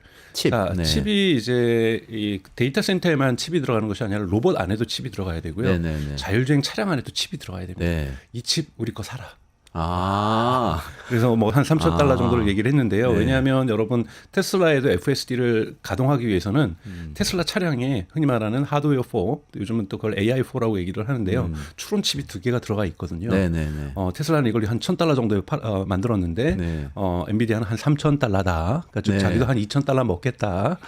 이렇게 그러니까 칩도 팔고 근데 칩만 있으면 되는 건 아니니까 네. 그 안에 들어갈 수 있는 자율주행의 어떠한 기능들을 구현하기 위해서는 우리가 준비한 월드 모델이라는 게 있다. 월드 여러분은 월드 모델을 이해를 하셔야 됩니다. 이 월드 모델의 이름이 이제 엔비디아 거는 코스모스라고 하는 건데요. 월드 모델이라는 것은 GPT하고 똑같은 거예요. GPT가 있어서 보통 텍스트나 이미지 중심으로 학습해서 우리가 챗GPT 여러분 거기서 GPT라는 것에서 챗GPT라는 서비스가 나온 거죠. 그렇죠. 네. 이런 파운데이션 모델이라고도 얘기를 하는데 네네. 여기에서 예를 들면 제미나이가 나온 거고 클로드가 나온 거예요. 네. 그러니까 즉 월드 모델 중에 일반적인 이건 일반 명사고 여기에서 엔비디아가 만든 것이 코스모스다. 코스모스다. 근데 월드 모델은 도대체 뭐냐? 이거 뭔가요? 그것이 이제 흔히 말하는 우리의 실제 생활을 이해할 수 있는 3D 세계를 이해할 수 있는 건데요. 예를 들자면 제가 이거를 야구의 타자와 투수의 관계로 설명하면 되게 쉽습니다. 대단히 시속을 갖다가 막 120km, 130km, 140km로 던지는 투수가 있어요. 근데 그걸 또 치는 타자들도 있거든요. 네. 그 타자들은 어떻게 쳤냐면은 그런 연습을 자 수만 번, 수십만 번, 수백만 번 한 거예요. 그렇죠. 네네. 저 공이 온다 그러면은 언제쯤 배트로 치면은 배트를 언제쯤 휘두르면 저기 맞을 수 있다. 제가 손을 저주쯤에서 놨을 때 나는 언제쯤 손을 나도 그렇죠, 휘두르면 그렇죠. 맞는다. 네. 이것도 하나의 모델이에요. 이 모델을 학습을 무진장한 거예요. 근데 이것이 무의식 쪽에 인간의 뇌 속에 저장되어 있는 거죠. 그래서 저 사람이 저 공을 던진다 그러면 이 무의식 속에 들어가 있는 이 모델이 자 이제 손 나가. 그러면 배치가 나가는 거거든요. 그러면 뭐 감각이나 본능 이런 거하고 비슷한 그렇죠. 감각이나 본능도 결국은 학습되겠다라는 네, 거고요. 네. 그것도 그 안에 인간의 뇌 속에 무의식 쪽에 모델이 있다라는 거예요. 월드 모델은 뭐냐면 이 3,000점 공간에서 저 공이 저렇게 날아오면 이때 좀 나아가면 돼. 실제 세계라는 월드군요. 그렇죠. 그러니까 실제 세계, 3D 세계의 물리 세계의 법칙까지 위해서. 자 그러면 지금 너가 비보호자 회전을 하고 싶지? 자 우리 수십만 번 연습했잖아. 수십만 번 운전할 연습했으니까 이거를 갖다가 지금 비보호자 회전 지금 들어가면 돼. 그럼 안전하게 비보호자 회전을 할 수가 있어. 자 비보호자 회전을 수십만 번 어떻게 연습했어요? 이 월드 모델은 이걸 가상으로 연습시킵니다. 그러니까 우리가 그냥 인간 운전자가 가다가 좌회전하는 것도 사실 다 계산해서 하는 건 아니고 이런 상황에서 좌회전하면 됐지 하면서 그래서 이렇게 하는 그거를 거잖아요. 여러 번 해본 거거든요. 계속 여러 번 운전해보다 운전이라는 보니까. 느낌에 물리적으로 내가 핸들을 요만큼 꺾었을 때는 차의 바퀴가 이렇게 꺾이면서 이렇게 들어간다라는 것을 물리 세계 속에서 인간은 학습한 겁니다. 그거를 뇌 속에 저장하고 있는 거고 그걸 감각적으로 풀어내는 거라면 월드 모델을 만들었던 스탠포드 대학의 페이페일이라는 대단히 유명한 갓마더 오브 AI라고 즉 우리가 갓파더가 있다면 여성이군요. 네, 갓마더라고 하는 중국계 미국인인데요. 페이페이 리. 정말 스탠포드 대학에는 유명한 학자죠. 이 사람이 물리 세계의 GPT를 만들겠다. 이제 이해 갔어요. 그러니까 여러분 이해 가셨죠? 이제 말만 오가는 게 아니고 그렇죠. 진짜 행동이 오가는 그렇죠. 다음 GPT라는 행동에 거죠. 내가 이 행동을 했을 때 쟤는 어떻게 이해를 했을까? 저희가 이렇게 볼펜을 떨어뜨리면 제가 잡는단 말이에요. 네. 제가 처음부터 태어나자마자 이거 잡았겠어요? 자꾸 이거 떨어뜨리는 거 잡는 버릇을 해보니까 이때쯤 되면 손을 웅크리 주면 되겠구나라는 것들이 네네. 저에게 학습되어 있는 거고 제가 얘가 오는 것을 예측하는 거거든요. 그러네요. 이쪽에 손을 안 잡으면 얘는 떨어진다. 그렇죠. 이것도 우리가 학습하고 예측된 거예요. 그렇기 때문에 사물의 움직임도 미래를 예측하는 거고 여기에 맞춰서 제가 움직이는 것들이 다 학습되어 있다. 이제 이런 것들을 월드 모델이라고 한다. 월드 모델이라고. 이 월드 모델의 엔비디아 버전을 코스모스라고 부른다. 그럼 기존의 GPT 같은 거는 그냥 뭐 언어 모델이라고 하면 그렇죠. 언어 모델과 모델이죠. 월드 모델 두 가지가 있다고 그렇죠. 보면 파운데이션 될까요? 모델이라고 해요. 그럼 훨씬 키운 거네요. 네, 파운데이션 모델에는 정말 과거에는 텍스트만 네네. 연습돼 있었는데 이미지, 동영상 모든 것이 다 학습되어 있는 게 파운데이션 모델인데 그 중에서도 거대 언어 모델이라는 것이 GPT라는 거고, 자 월드 모델이라는 것은 이런 3D 세계의 물리적인 어떤 속성까지도 다 학습한 것이 월드 모델이고, 2025년에는 이 월드 모델이 키워드 중에 하나고, 이 월드 모델을 사실은 작년부터 대단히 미국에 있는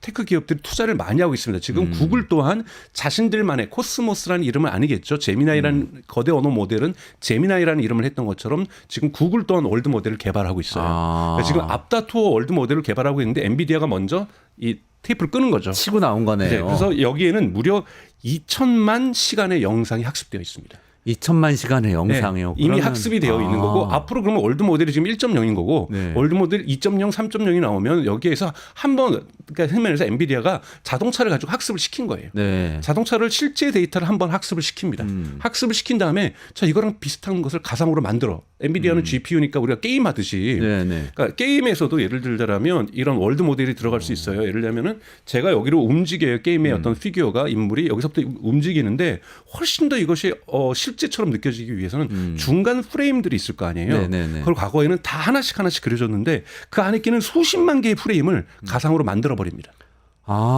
그럼 그 연결하는 모습이 정말 실제 같거든요. 이런 식으로 중간에 하나의 실제 이미지가 있으면 가상 이미지를 어마어마하게 만들 수가 있어요. 월드 모델이라는 것이. 그래서 월드 모델은 게임에도 쓰이고요. 그리고 월드 모델은 이렇게 로봇에도 쓰일 수 있는 거고 자동차에도 쓰일 수가 있는 거죠. 그랬으면서 토요타를 비롯하여 BYD라든지 메르세데스 벤츠라든지 이러한 자동차 업체들이 그럼 우리 너네 거 쓸게.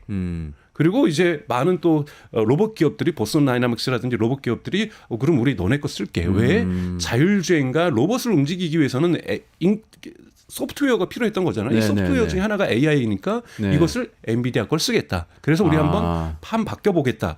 여러분들 테슬라에게 뒤처져 있지 않냐. 실제로 그래서 많은 사람들 이거는 테슬라에 대한 직접적인 공격이다. 이렇게 해석하는 경우도 있습니다. 그래 그 부분 좀 궁금했어요, 저도. 그러니까 지금 네. 말씀하신 거 보면 엔비디아가 자율주행 진출하겠다 이렇게 얘기하는 거 같이 들리거든요. 그 그러니까 지금 그 관계가 어떻게 되는 지금 건가요? 쉽게 실제로 전신항의 이 공격적인 지금 이 코스모스라든지 이런 것의 출시는 엔비디아에 대한 직접적 공격이라고 미국 언론에서 많이 해석을 하고 있어요. 테슬라에 대한. 네, 네. 엔비디아 테슬라에 대한 직접적 공격인데 엔비디아는 전면에 나서는 건 아니죠. 우리가 기초 기술과 네. 그리고 돈을 벌 수 있는 우리가 칩을 너네한테 팔 테니 여기 이걸 가지고 잘 적용해서 한번 자율주행 잘 만들어 봐. 그래서 여러분들이 서비스해봐. 로봇 우리가 직접 만들지 않을게. 로봇 만드는 회사들 많으니까 그 우리 로봇에다가 추론 칩은 우리 걸 쓰고 그 다음에 우리 소프트웨어를 써서 한번 로봇 잘 만들어서 잘 팔아봐. 네. 이걸 지금 엔비디아가 근데 누구랑 파느냐면 경쟁하냐면 너네 지금 사실 테슬라한테 뒤쳐져 있었잖아. 네. 우리가 한번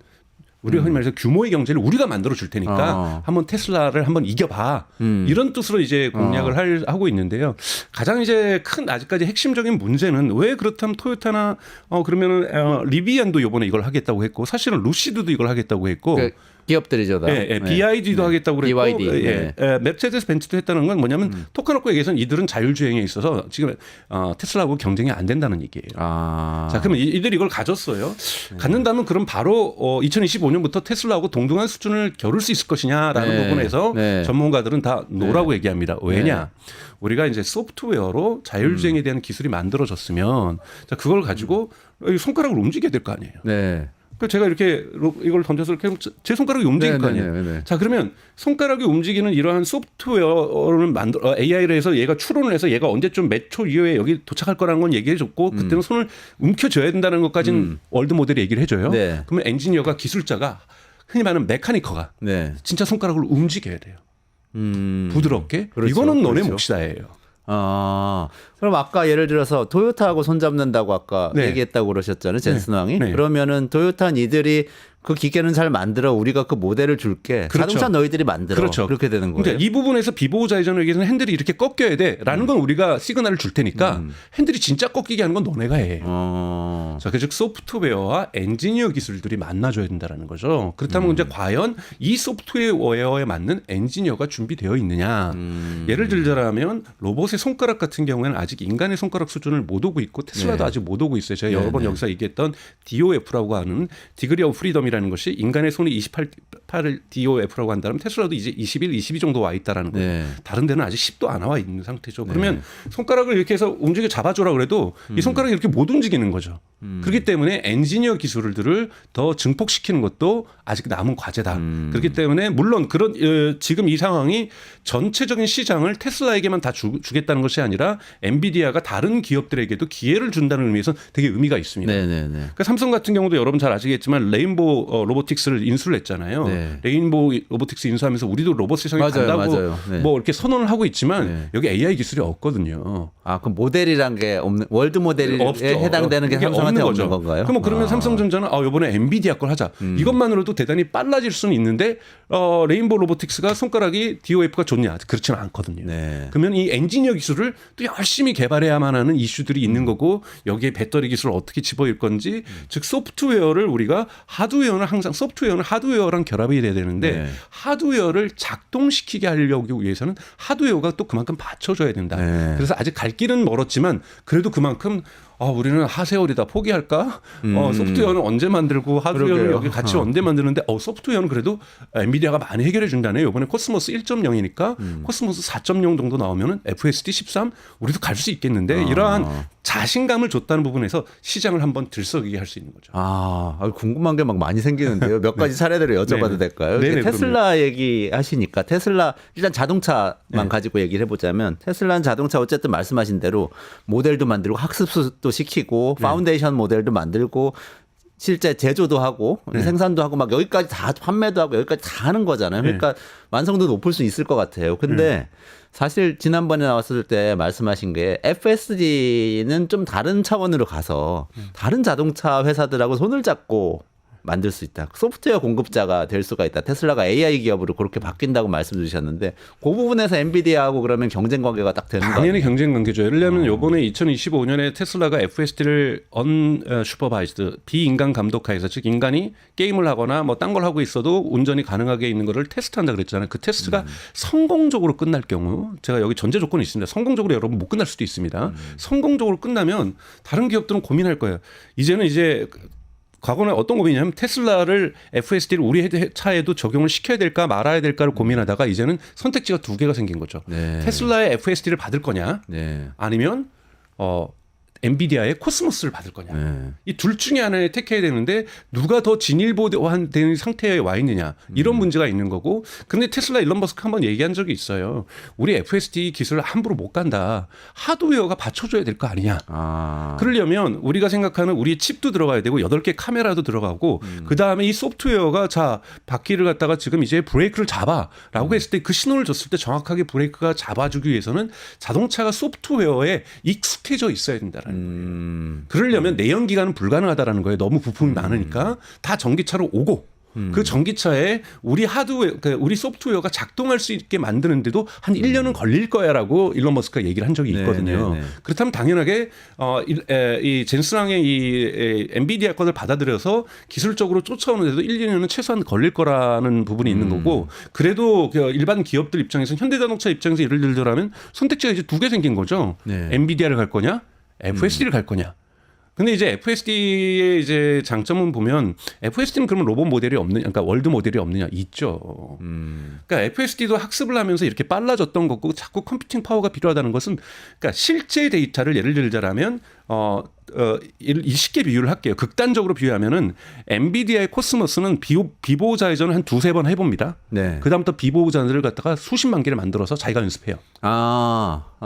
그런데 가상 게임처럼 가상으로 그렇죠. 만들어서 가상으로 연습을 하는 거예요. 네네. 가상으로 연습하는 겁니다. 근데 저기 테슬라 같은 경우에는 비보호 좌회전을 수백만 번 실제로 해봐요. 모든 차량들이 이 그렇죠. 데이터를 네. 모아서 또 가상으로 연습합니다. 네, 네. 그러니까 훨씬 더 가상 연습의 빈도수가 뭐 차이가 좀 있을 수 있겠지만 네. 실제 연습 10번 하고 가상 모델 100만 번 한 거하고 이제 학자들이 이제 논쟁하는 건 그거예요. 실제 연습을 100만 번 하고 가상 그거. 연습도 100만 번 한 거 중에서 네네. 어떤 게 잘할까? 그럼 모르겠다. 아직까지는 좀 더 지켜봐야 된다. 아직까지는 좀 더 지켜볼 문제라는 거. 왜냐하면 아직 여러분은 젠슨왕이 CES 발표하면서 양쪽에다가 자기 자베코 우총령 뭐 이런 것처럼 이 로봇들을 갖다가 7개를 맞아요. 네. 보여줬잖아요. 이 로봇들 다 우리 편이라고 한 이건 거죠. 작년에도 딴 보여줬다는 회사 거거든요. 근데 이 로봇 중에서 움직이는 로봇이 거의 없거든요. 아, 그래요? 아직? 자율주행으로. 그러니까 아직까지는 이 소프트웨어와 하드웨어가 결합되지 않았다라는 거잖아요. 그래서 이 결합의 속도가 얼마나 빨라질 거가 2025년의 관찰 포인트 중에 대단히 중요하다라는 거예요. 만약에 2026년 내년도에 젠슨왕이 이제 로봇과 차에서 자 코스모스를 적용했더니 실제로 자율주행의 안정도가 여기까지 왔습니다를 입증하게 되면 이건 판이 진짜 크게 변하는 겁니다. 근데 이건 아직까지 그 가능성을 이제 챗GPT의 순간이 왔다라고 이제 로봇에서 챗GPT 순간이 왔다라고 젠슨왕이 말한 건데 이제 챗GPT 3.5가 공개된 거예요. 그럼 4.0, 4.5 나와야 되고 뭐 제미나이도 2.0 나와야 되고 그래서 좀 시간이 AI에도 필요한 거고 이것을 적용하는 이런 물리적인 엔지니어 단에서의 결합도 아직은 좀 지켜봐야 될 문제다. 하지만 재미있는 경쟁 구도는 만들어졌다. 경쟁 구도가 어쨌든 엔비디아 대 테슬라 경쟁 구도는 만들어졌다. 그렇죠. 특히 한국 기업으로는 정말로 좋은 소식이라고 저는 생각이 들어요. 왜냐하면 두산 로보틱스 이런 로봇 많이 만들고 있잖아요. 뭐 사실은 레인보우 로보틱스 뭐 이런 건 이제 막 시작했던 스타트업인 거고 두산 로보틱스 엄청나게 그렇죠. 발전돼 있다면 여기는 아직까지 AI를 쓸 수가 없거든요. 여기에 엔비디아의 코스모스 쓰면 우리 한번 해볼 수 있겠는데 그러네요. 이런 자신감이 생길 수가 있다는 부분에서 물론 비용은 발생해요. $3,000짜리 추론칩을 로봇 하나하나 다 붙여야 되죠. 뭐 여러 가지 또 연습을 하려면 여기 그 추론칩이 GPU 새로 발표한 버전이 그 추론칩인가요? 요번에 이제 새로운 두 가지를 건가요? 밝혔는데 하나는 미니 디지치라고 해서 네네네. 미니 슈퍼컴퓨터를 이제 네네네, 가정용으로 쓸 수 맞아요. 있고 이 연구실이나 스타트업에서 쓸 수 있는 슈퍼컴퓨터를 이제 일반 PC처럼 만들었다는 것이 하나 있고 네. 또 하나는 조그만 칩을 지금 그 화면에 보이는 저걸 발표를 했는데 저것을 자 하나씩 다 껴야 되는 거예요. 여러분도 아신 것처럼 저런 게 두 개가 있는 것이 테슬라가 저기 자동차에 장착하고 있는 거고 왜냐하면 학습을 했으면 추론을 해줘야 되는 거거든요. 네네네. 자, 내가 지금 겪은 상황이 비보자회전이야. 비보자회전 연습 많이 했지. 월드 모델에서 가져와서 실제로 실행하기 위해서도 또 칩이 필요하거든요. 이걸 우리가 추론 칩이라고 얘기를 하는 네네네. 거고요. 그러니까 토큰을 그 다음 토큰을 정말 예측하는 거죠. 네. 이것을 그 추론해서 그것을 제가 가지고 있는 하드웨어에 대한 명령을 전달해주기 위해서는 저런 GPU가 필요합니다. 이것을 이번에 젠슨왕이 $3,000라고 얘기를 했어요. 그런데 아마 저기는 자기네들 수익률을 포함하고 있는 걸 거고요. 네. 이런 식으로 지금 재편이 되면 한국 기업들에게도 이제 한번 해볼 수 있겠다. 이런 이제 자신감이 생길 수가 있고 가능성이 열린다는 부분에서 세계 경제가 로봇 산업과 자율주행 산업으로 한번 진짜로 진입할 수 있는 특정 기업만이 진입하는 것이 아니라 다양한 기업들이 진입할 수 있는 계기를 만들었다는 부분에서 역사적인 의미는 전 분명히 갖고 있다고 보고 있습니다. 그러면 저번에 그런 추론칩 또 이렇게 네. 어떤 기능에 특화된 칩과 관련해서 브로드컴 이야기도 잠깐 언급을 해주시고 그랬었는데 엔비디아가 지금 하고 있는 게 브로드컴이 하는 거하고 겹치는 거예요? 아니죠. 이제 브로드컴이라는 것은 브로드컴에서 하고 있는 ASIC이라고 하는 것은 이제 맞춤형이고 보통 엔비디아는 제너럴 퍼포스 GPU라고 얘기를 해요. 그러니까 어디든지 쓸 수 있는 우리는 GPU다. 여기에 이제 쿠다라고 하는 소프트웨어가 있어서 뭐 여기에 쓰고 싶으면은 여기에 맞춤형으로 즉 맞춤형을 동시에 우리는 30개 할 수 있어. 쉽게 얘기해서 이것이 엔비디아의 GPU이기 때문에 이 맞춤형이 여러 군 30개가 될 수가 있다라는 부분에서 그 대신 좀 비싼 거죠. 네. 그 대신 브로드컴이 예를 들면 구글하고 같이 만들겠다. 그다음에 메타하고 만들겠다고 하는 이 맞춤형 칩 같은 경우에는 메타가 원하는 이제 AI 학습 방식이 이제 정해진 거예요. 네. 구글이 만든 학습 방식이 정해진 거니 여기에 맞춰서 딱 맞춤형으로 해줘. 우리는 여러 개 조정 필요 없어. 이거 필요 없고 요것만 딱 해줘. 그 대신 좀 비용이 저렴할 수 있지 않겠어? 그거보다는. 그리고 그만큼 또 엔비디아에서 좀 독립할 수 있지 않겠어? 이렇게 해서 이제 구글하고 메타랑 파트너를 브로드컴이랑 맞추면서 맞추는 이 맞춤형인 거고 이거는 학습할 때도 쓰일 수가 있습니다. 네. 추론칩이라는 건 추론 전문이라는 건 뭐예요? 이미 학습한 거에서 저희가 이제 우리가 GPT에게 여러분들이 물어보거나 챗GPT에게 물어보거나 제미나에게 물어본다면 물어본 것에 답변을 만들어내잖아요. 이것이 추론이에요.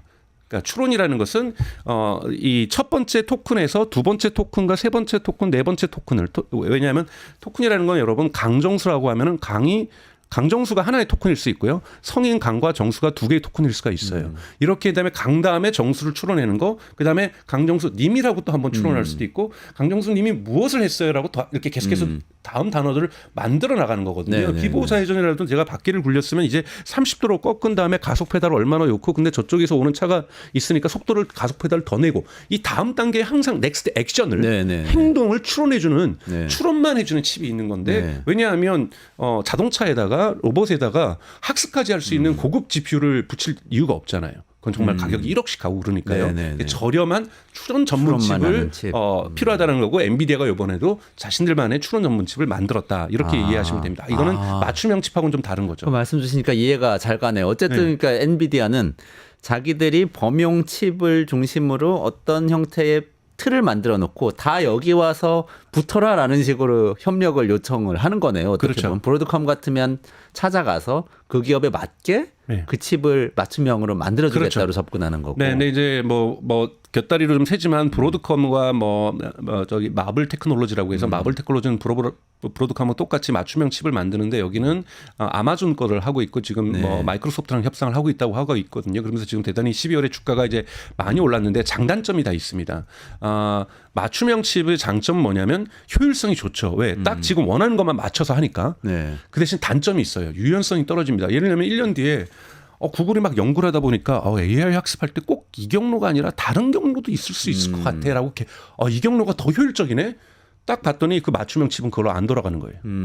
그러면 다른 칩이 또 필요합니다. 그러니까 이런 이 AI 기술 발전에 맞는 것을 쫓아가기에는 맞춤형 칩은 좀 제한적이고 제너럴 퍼포스 GPU라고 하는 엔비디아의 흔히 말하는 후퍼라든지 블랙엘 같은 경우에는 쿠다라는 걸로 다 변경을 해줄 수가 있거든요. 그러다 보니까 이러한 변화에 되게 적응을 잘할 수 있다. 그렇기 때문에 시장은 두 개가 양존하지 맞춤형 칩으로 다 없어지고 엔비디아는 끝났어. 이것이 아니라 엔비디아가 구축해야 되는 시장이 존재하는 거고 그다음에 맞춤형 칩의 시장도 이제는 분명하게 하나의 어떤 마켓쉐어를 가지면서 저는 성장할 거라 보고 있어요. 그래서 맞춤형 칩도 죽지 않고 분명하게 하나의 성장하는 축이고 제너럴 퍼포스 GPU를 만들고 있는 엔비디아도 하나의 축인 거고 여기에서 지금 또 추론칩 경쟁들이 있는데 추론칩 경쟁들은 계속 많은데 지금 딱 저렇게 맞춰서 로봇에 맞는 추론칩 그다음에 자율주행에 맞는 추론칩을 이번에 엔비디아가 내놨다. 이렇게 해석을 하시면 되고 이것이 워낙 메시지가 강하다 보니까 CES의 나머지 메시지는 다 죽어버린 거예요.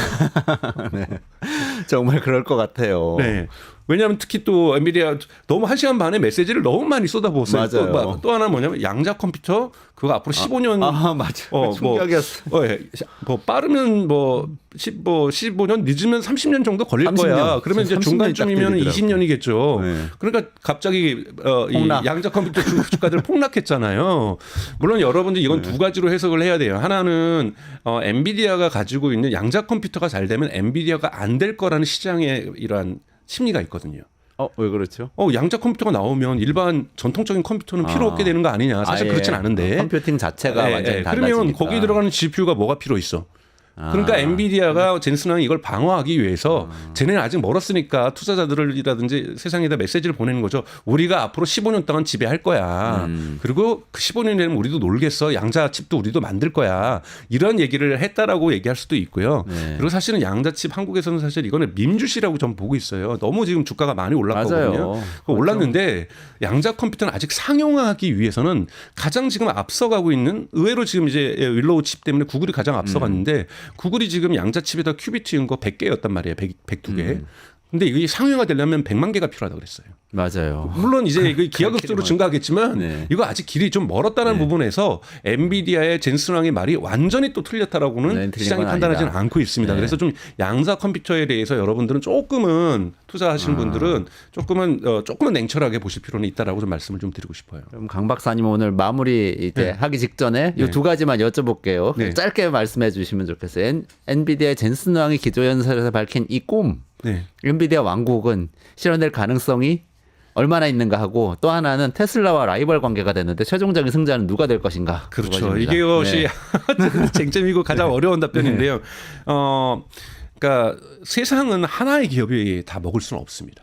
즉 테슬라가 저는 현재로서는 가장 이 부분 로보택시와 아까 자율주행과 휴머노이드 로봇에서 가장 앞서가고 있는 건 맞아요. 그렇기 때문에 한 업체만이 먹을 수 없기 때문에 가장 강력한 엔비디아가 테슬라 어깨를 툭 치면서 나도 있어. 나를 무시하지 마. 그러면서 젠슨왕이 이번에 이거 끝나면서 CNBC하고 인터뷰에서 사실 가장 앞서가 있는 건 코스모스보다 테슬라가 맞긴 맞다. 하지만 우리가 한번 이 흔히 말하는 2군들을 1군의 레벨로 같은 리가로 끌어올려 보겠다. 이런 부분에서 테슬라하고 공동한 그러니까 1군의 1부 리가에는 바로 지금 못 들어가지만 2부 리가, 3부 리가 있는 친구들을 다 모아가지고 1부 리가로 가겠다는 의지를 보여준 거지 1부 리가로 진입한 건 아니에요. 하지만 그 가능성을 열어줬다는 부분에서 대단히 의미가 있다. 근데 이제 두 가지 부분이 있습니다. 자율주행 같은 경우에는 테슬라는 실제 데이터가 너무 많아요. 어마어마하게 많기 때문에 여기다도 월드 모델을 추가하고 있는 테슬라를 쫓아가긴 쉽지 않을 수가 있습니다. 왜냐하면 워낙 일반적인 비보자이즘만 있는 거 아니죠. 남대문 시장에서 한번 운전한다고 생각해 보세요. 거기 어떻게 이게 가상으로 연습하는 게 한두 번으로 되겠어요. 정말 아니면 동대문 시장에서 한번 운전을 뭐 하여튼 그러니까 보통 일이 아니죠. 그러니까 아니죠. 뉴욕에서 이런 거 쉽지가 않다라는 거예요. 그런 부분에서 테슬라가 조금 더 앞서가 있는 건 맞는데 로봇 부분은 좀 다릅니다. 로봇 부분은 엔지니어 부분에서는 테슬라가 앞서가 있는 건 맞지만 로봇 부분은 뭐 테슬라도 FSD를 사용한다고 하지만 이 공장에서 움직이는 부분들을 실제로 연습하는 건 테슬라도 한계를 느끼고 있거든요. 실제 데이터를 구하는 데 있어서 여기는 월드 모델이 대단히 많은 역할을 해줄 수가 있어요. 특히 공장은 이 루틴이 정해져 있거든요. 그렇죠. 이런 부분에서 네네네. 충분히 휴머노이드 로봇 시장에서는 엔비디아의 접근 방식이 테슬라하고 거의 동률을 저는 이룰 수 있다는 부분에서 혹시 저는 오히려 자율주행보다는 로봇 시장에서 확실하게 엔비디아가 도움이 될 거다. 이런 말씀을 좀 드리고 싶고 이거는 테슬라에게도 강력한 위협이다라고 말씀을 좀 드리고 싶습니다. 1승 1패가 될 수도 있다. 자율주행과 로보틱스와. 네. 네. 알겠습니다. 오늘 너무 좋은 말씀 감사드리고요. 네. 저희 여기서 마무리를 해야 될 것 같아요. 미국은 트럼프 대통령이 1월 20일에 취임을 합니다. 그러면 우리한테 엄청나게 많은 변화가 올 것으로 보이는데 참 이거 상세히 한번 좀 짚어보면 좋겠습니다. 오늘 시간이 좀 모자라지만 그래도 가능한 한 최대한 우리나라하고 딱 접점에 있는 문제들 좀 짚어보겠습니다. 제가 먼저 요거부터 여쭤볼게요. 우리한테 제일 중요한 건 사실 국방이잖아요. 미국하고 한미동맹을 통해서 우리가 지금 나라를 지키고 있으니까.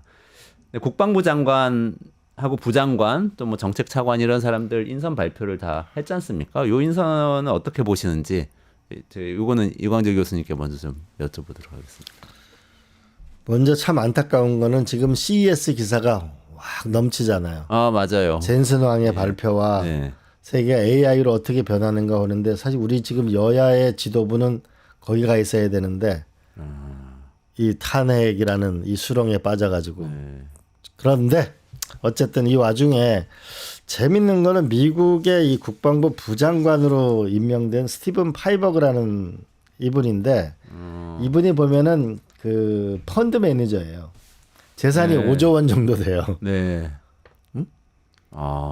그런 이제 분인데 결국은 이것을 의미하는 거는 이제 그 러시아 우크라이나 전쟁, 중동 전쟁 두 개의 전쟁은 끝나가는 것으로 봐야 되지 않겠느냐. 첫 번째.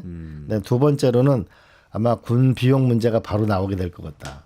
왜냐하면 부장관이 이 부장관이 펀드 매니저 출신이거든요. 그러네요. 네. 그래서 아마 유럽에는 GDP의 2%까지 전부 방위비를 올려라.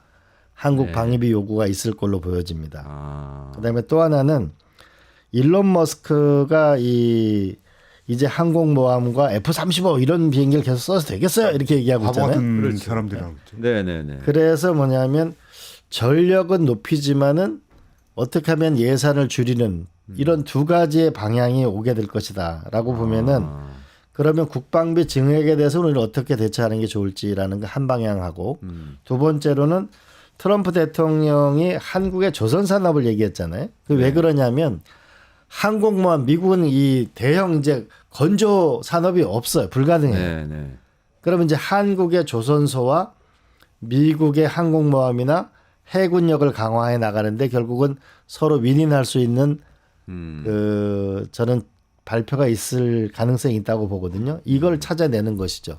그러니까 조셉 윤이라는 한국을 잘 아는 대사가 왔으니까 빨리 우리가 트럼프 대통령 취임 전에 경제와 안보의 기본 코드 이거를 빨리 맞춰서 대응책을 찾아갈 필요가 있겠다 봅니다. 그러니까 장관은 피트 헤그세스고 이 사람도 뭐 폭스뉴스 진행자죠. 이 사람. 군 출신이기는 하지만 군 장성 출신은 아니고 대위 출신이죠. 아마. 뭐 뉴스 진행자로 오래 활동했던 사실상 뭐 정치인이라고 봐야 되는 거죠. 부장관은 또 이 투자 전문가고 그러면 이제 사실 주한미군 관련해서 청구서가 아주 크게 올 수도 있다 지금 이런 말씀이시네요. 네, 더구나 저희가 왜 여야가 이렇게 마음을 모아야 되냐면은 이번에 그 윤석열 씨가 그 계엄을 하면서 주한미 대사가 전화를 안 받았잖아요. 네. 그리고 미군에다가 사전에 연락도 안 해줬잖아요. 네. 외교부 장관이 주한미 대사의 전화를 안 받은 거 말씀하시죠. 용산에서 안 받았다는 거잖아요. 용산에서 안 받았다는 거죠. 네. 그러니까 아니 생각해 보세요. 미국에서는 계속 연락이 오는 거야. 주한미 대사 이거 어떻게 되고 있는 거야. 제가 연락 중에 있습니다. 네. 용산에 전화를 안 받아요. 이러면 주한미 대사가 어떻게 되겠어요? 당신 뭐 하고 있는 거야? 이렇게 되지 않겠어요? 그렇죠. 본국에서 그리고 또 엄청난 하나, 질타를 받았겠네요. 자 이제 군인은 연락 받았어요. 군병력 이동이 아니 규정상 계엄을 하게 되면 미군이 받게 돼 있는데 받았어요? 못 받았는데 그럼 당신 군인은 또 뭐 하고 있는 거야? 이렇게 되지 않았겠어요? 그러네요. 그러면 결국은 미국의 청구서는 상당히 강도 높게 올 가능성이 있잖아요. 네. 네. 그런 면이 있기 때문에 우리가 빨리 대책을 세우는 게 필요하다. 네. 아까 일론 머스크 말씀해 주셨는데 이렇게 일론 머스크 얘기처럼 F-35 항공모함 이런 것을 쓰잘데기 없다. 우리는 뭐 무인기 중심으로 해서 새로 뭔가 해나가야 된다. 이렇게 진짜로 기조가 가면은 이게 국방 체계 자체가 굉장히 바뀌는 항공모함이 쓸모없는 건 아니고 F-35가 필요한데 항공모함 하나의 비행기가 70대 정도가 있거든요. 그러니까 이제 이 70대 모든 비행기가 다 비행기가 있어야 되냐. 무인기가 그러니까 비행기 한 대. 왜냐하면 왜 비행기 우리가 그 영화 보게 되면 왜 비행기와 비행기 전투하는 거는 무인기가 혼자 할 수가 없잖아요. 네. 이걸 리딩 해주는 비행기가 있어야 되거든요. 그러니까 기본 비행기가 있고 나머지가 무인 비행기가 조를 따라서 움직인다든지 이렇게 해서 기본 전술 변화가 있어야 된다. 더군다나 러시아 우크라이나를 보게 되면 드론이라는 게 어마어마한 그 미래의 무기라는 게 이미 드러난 것이잖아요. 그러니까 국방력은 강화하지만 결국은 예산을 어떻게 줄일까라는 부분이 한편으로 일어날 수밖에 없지 않겠는가. 그런 면에서 한국의 조선산업하고는 결합할 수 있는 가능성이 매우 높아질 것이다. 조선 사업은 계속 또 어떻게 보면 기회가 될 수도 있겠네요. 이런 어려운 상황을 잘. 그다음 구체적으로 활용해서. 진행되는 것도 저는 어느 정도는 알고 있는데 저는 트럼프 대통령이 그냥 한국의 조선 산업을 언급하지는 않았을 거잖아요. 그렇죠. 네. 뭡니까? 국가 기밀입니까? 알겠습니다. 그 조금 어제도 그 얘기를 했죠. 어제도 동맹국가 조선산업협력. 계속 얘기하고 있어. 왜냐하면 미국이 전 세계를 끌고 가려면 항공모함 없이는 안 되잖아요. 그렇죠. 근데 미국은 이미 이 항공모함을 건조할 수 있는 그 능력이 떨어져요. 조선 산업 자체가. 그건 한국이 전 세계 한국, 중국 두 나라가 제일 강한데 중국한테 하지는 않을 거 아니에요. 그럼 한국하고 해야 되는 거죠. 혹시 트럼프 생각이 미국에다가 한국이 조선세 지으라는 그런 건 아닐까요? 그게 쉽지 않아요. 왜냐하면은 그 필라델피아하고 그 몇 군데의 조선소가 이미 거기에 보면은 도크 자체가 이미 카페로 돼 있는 데도 많아요. 그러니까 운영하는 데도 있지만, 그러니까 조선산업은 거기 용접이라든지 네, 네. 이게 뭐냐면 쉽게 그 인력을 만들어내지도 못해요. 네. 그러니까 대한민국 그리고 아마 한국에서 건조하고 미국에서 조립하는. 그러나 미국의 조선을 해외에다 둘 수는 없어요. 법률상. 네, 그렇기 때문에 아마 그 미국하고 우리하고 뭔가 공동 회사를 만들든지 그런 형태를 취하게 될 거고 아마 미국 현장에서도 일을 하게 되겠죠. 네. 그런 면에서 아마 앞으로의 일론 머스크도 올해부터 이제 스타링크 한국에 서비스를 하잖아요. 그렇죠. 통신 서비스를. 네네네네. 그래서 저는 그래서 빨리 일론 머스크하고 피터 틸 이런 사람들을 초대하는 것도 방법이라고 보죠.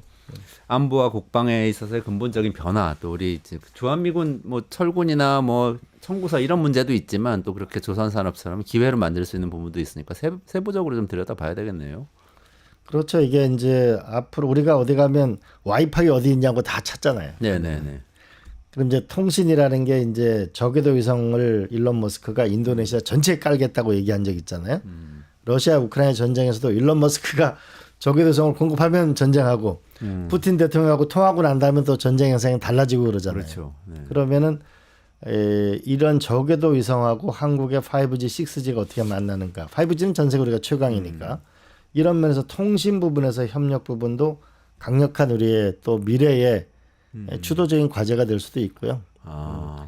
우리나라 그리고 전 세계 우리나라 규모의 자동차, 반도체, 배터리, 조선산업 이렇게 강한 나라가 없거든요.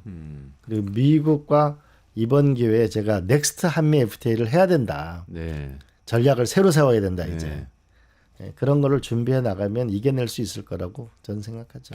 트럼프가 한미 FTA 폐기까지 생각하고 있다고 이렇게 하는데 오히려 역으로 새로운 FTA 이런 걸 생각하시나요? 새로운 질서죠. 과거는 FTA라고 하는 건 관세 그렇죠. 이런 그렇죠. 거라면은 지금은 새로운 저는 빅테크로서 서로 윈윈할 수 있는 거. 예를 들면 저궤도 위성하고 우리 5G하고 6G 같은 거. 그죠?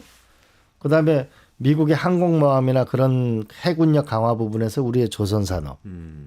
그다음에 또 하나는 이 불행인지 다행인지 모르겠습니다만은 그 우리가 1년에 240조 원을 에너지를 수입하거든요.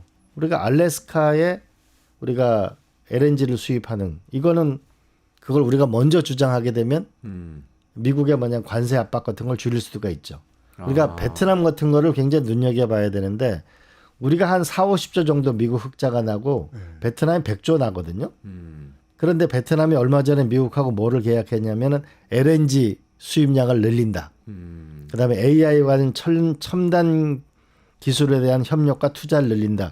이걸 베트남이 우리보다 먼저 발표했거든요. 그러니까 충분하게 제가 트럼프 대통령 비즈니스맨이다. 그 일론 머스크도 비즈니스맨이다. 그다음에 국방부장관까지 이 펀드 매니저를 가져온 건 비교적 명료하게 봐야 돼. 오히려 그러네요. 숫자 대 숫자로 생각하면 우리가 훨씬 더 잘해 나갈 요소가 있다. 그러니까 자신감도 가질 필요가 있다고 봐요.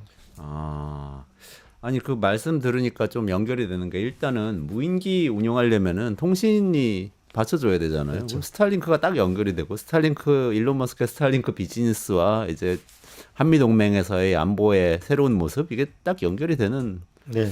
그런 그림이 나옵니다. 네, 그렇게 하고 그 앞으로 자동차 부분도 결국은 처음에 전기자동차 중심으로 갈 줄 알았는데 요즘에 하이브리드가 더 효율적이다라는 측면이 있거든요.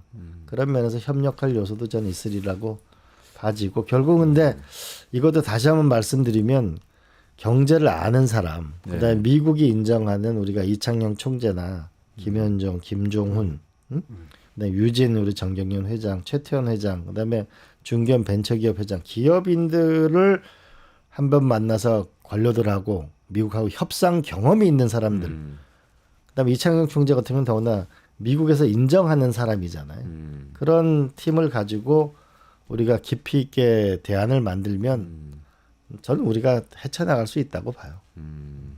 지금 말씀하신 LNG 수입이나 이런 말씀 들으니까 또 에너지 분야 좀 궁금해지는데 에너지부 장관 또 지명을 한 상태죠. 그 트럼프 행정부에서. 그래서 그 크리스 라이트죠. 그 뭐 언론에는 기후 변화 회의론자라고 많이 나왔는데 셰일 오일 관련된 기업 CEO를 또 에너지부 장관으로 지명했죠. 이건 어떻게 봐야 됩니까? 아까 말씀하신 에너지 수입 제한, 새로운 한미 FTA 이거하고 연결이 됩니까? 저는 이 새로 된 에너지 장관은 세일가스의 경험이 많은 분이잖아요. 네.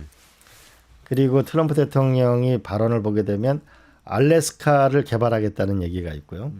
그다음에 가스를 더 개발해 가지고 이제 에너지 가격이 더 이상 이제 충분합니다. 그다음에 에너지 자립 국가 이 두 가지를 얘기하고 또 재밌는 얘기를 한 거는 그린란드를 사겠다고 해 가지고 덴마크를 네, 근데 이게 뭐를 의미하냐면 저는 하나는 북극 항로를 연결하겠다는 기본 생각을 갖고 있는 거라고 봐집니다.